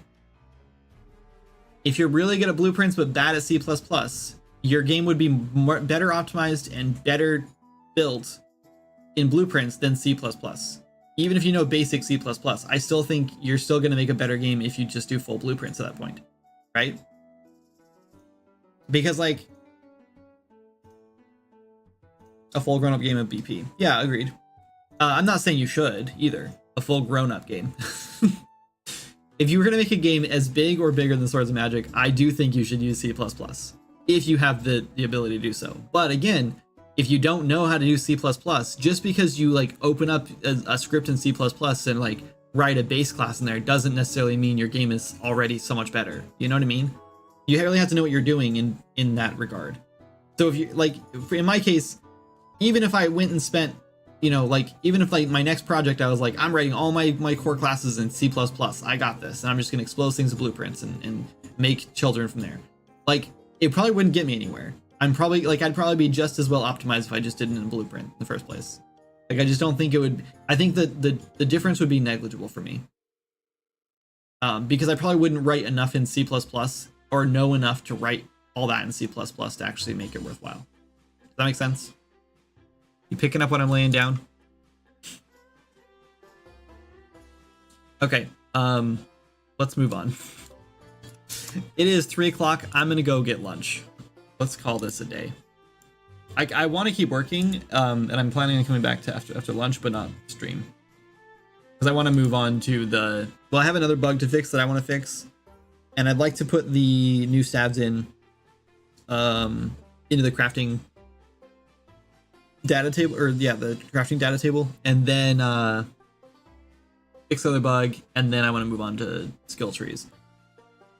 But yeah, nighttime, sleepy time for me. Fair enough, man. Thanks for hanging out. Appreciate it. It was nice. Thank you for helping me figure this out. I know it was a lot of like, no, that was not it. That's not it. But like, just having someone there to like bounce ideas off of is really helpful sometimes. I appreciate that. I wish you a good night. Hopefully catch you in the next stream. If not, good luck with it. Thank you. Will we solve them quickly? Thanks. Yeah, the next bug I have, I'm way more confident about how to solve it already. Oh yeah, thanks for the follow again. It's nice having you back. Anyway, yeah, I'm way more confident about this next bug because I know I literally just built the system. Not that I didn't just build this loadout system too, but the loadout system's way more complicated than this other system. So it's just about stack splitting, and I'm pretty confident I know how to fix it. And if not, I can kind of duct tape a little bit. Anyway, all right, let's go find someone to raid. Twitch. UE5, C++, 3D platformer game dev. 121 viewers, never mind. We're sitting at 42 viewers. I'm surprised. Should we go raid Odd again, or should we go raid Vimlark this time? Vimlark's probably trying to leave. I bet you money he's trying to leave. Let's go raid him. I bet he's trying to find someone to raid right now. Let's hurry. Vimlark it is. All right, everybody, thanks for hanging out. Appreciate it.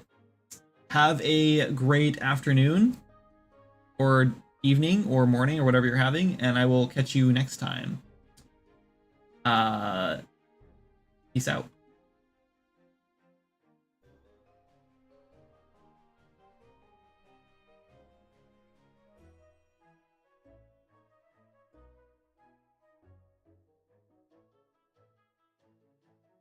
Tell what city you're in sometimes.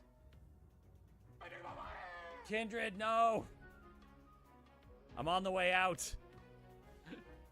Thank you for the raid. Everyone throw some hearts in chat. Welcome our raiders. How are you doing? You knew it? Yeah. If it's big me, it's because I'm running on the way in. Hi everybody. I'm Vimlark. I'm at Games here on Twitch as well as on YouTube. I just posted a new YouTube video today. If you guys are interested, you can check it out right there. But hello, how's it going? Monkey Socks, what's going on? We were talking about growing up in different like populated areas and stuff, and people were kind of freaked out about the fact that the county that I lived in growing up in 2000 had like 2.8 million people in it. And then looks like, let's see, in 2005 it had 2.9 million. In 2015 it had 3.1 million. And we just left this last year, and it had 3.15 million people in the county that I grew up in, or where we lived. That's the MMO guy you were talking about? What, Kindred? Need a banner that says "Don't raid you"? Yeah, because people don't read that anyway. But I'm sorry. I'm sorry. By the way, guys, if you haven't checked out Kindred, he's making an awesome game called Swords of Magic and stuff, which you should definitely check out. It is a super cute and fun game.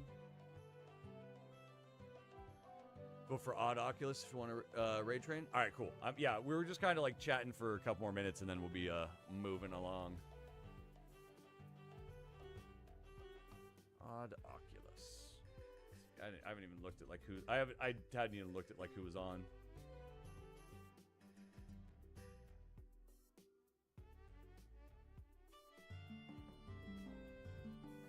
Well, I got him pulled up at least for when we're set.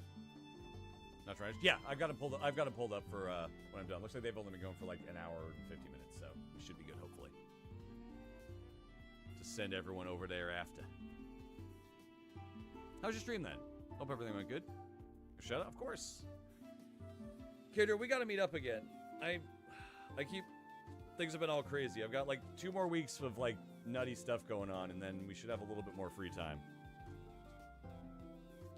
And I wasn't sure if we were down in your area or not. I don't need you to dox yourself or anything like that, but we were in Olympia the other weekend. I was like, I'm pretty sure Kindred's south of me somewhere.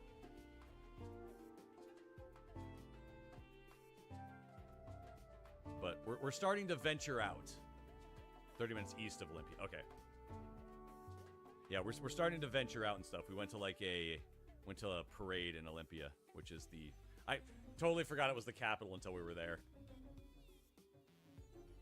Taking Jan to Olympia for Mother's Day. Nice. It was cute. Really liked it. It was a cute little place. I mean, we didn't really get to do much other than the parade, and it was pouring rain. But it's a nice spot. It was fun. Yeah, Mother's Day is coming up. Crap. Forgot about Mother's Day.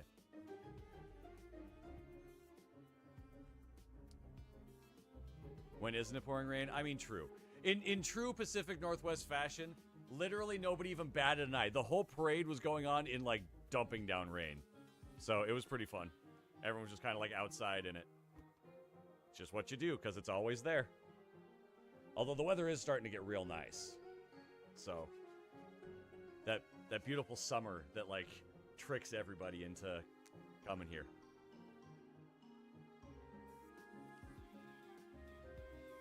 Not more responsibilities because of Mother's Day? I mean, what more responsibilities do you have because of Mother's Day? It sounds like if you have a ton more responsibilities because of Mother's Day, it sounds like you're not pulling your weight any other day. If I was cross guards, Bruce is using an umbrella or a coat, just stands there in the rain like, you know. We don't use an umbrella. We learned very early when we moved up here that you don't use an umbrella up here. But I had a big pea coat on with a hood, so, you know, like, I had a pea coat on, a scarf, and gloves. Like, I was nice and comfy. But I dressed according to the weather. You have bad social anxiety that makes it hard for you? No, just don't go out. You don't use umbrellas, you care less, people think. Native Washington are weird. I mean, honestly, I don't use an umbrella mostly because I don't like carrying umbrellas around. Like, we had one. Lady Lark had one. She would pull it out occasionally and then get annoyed at holding it and then put it away again. Like, we had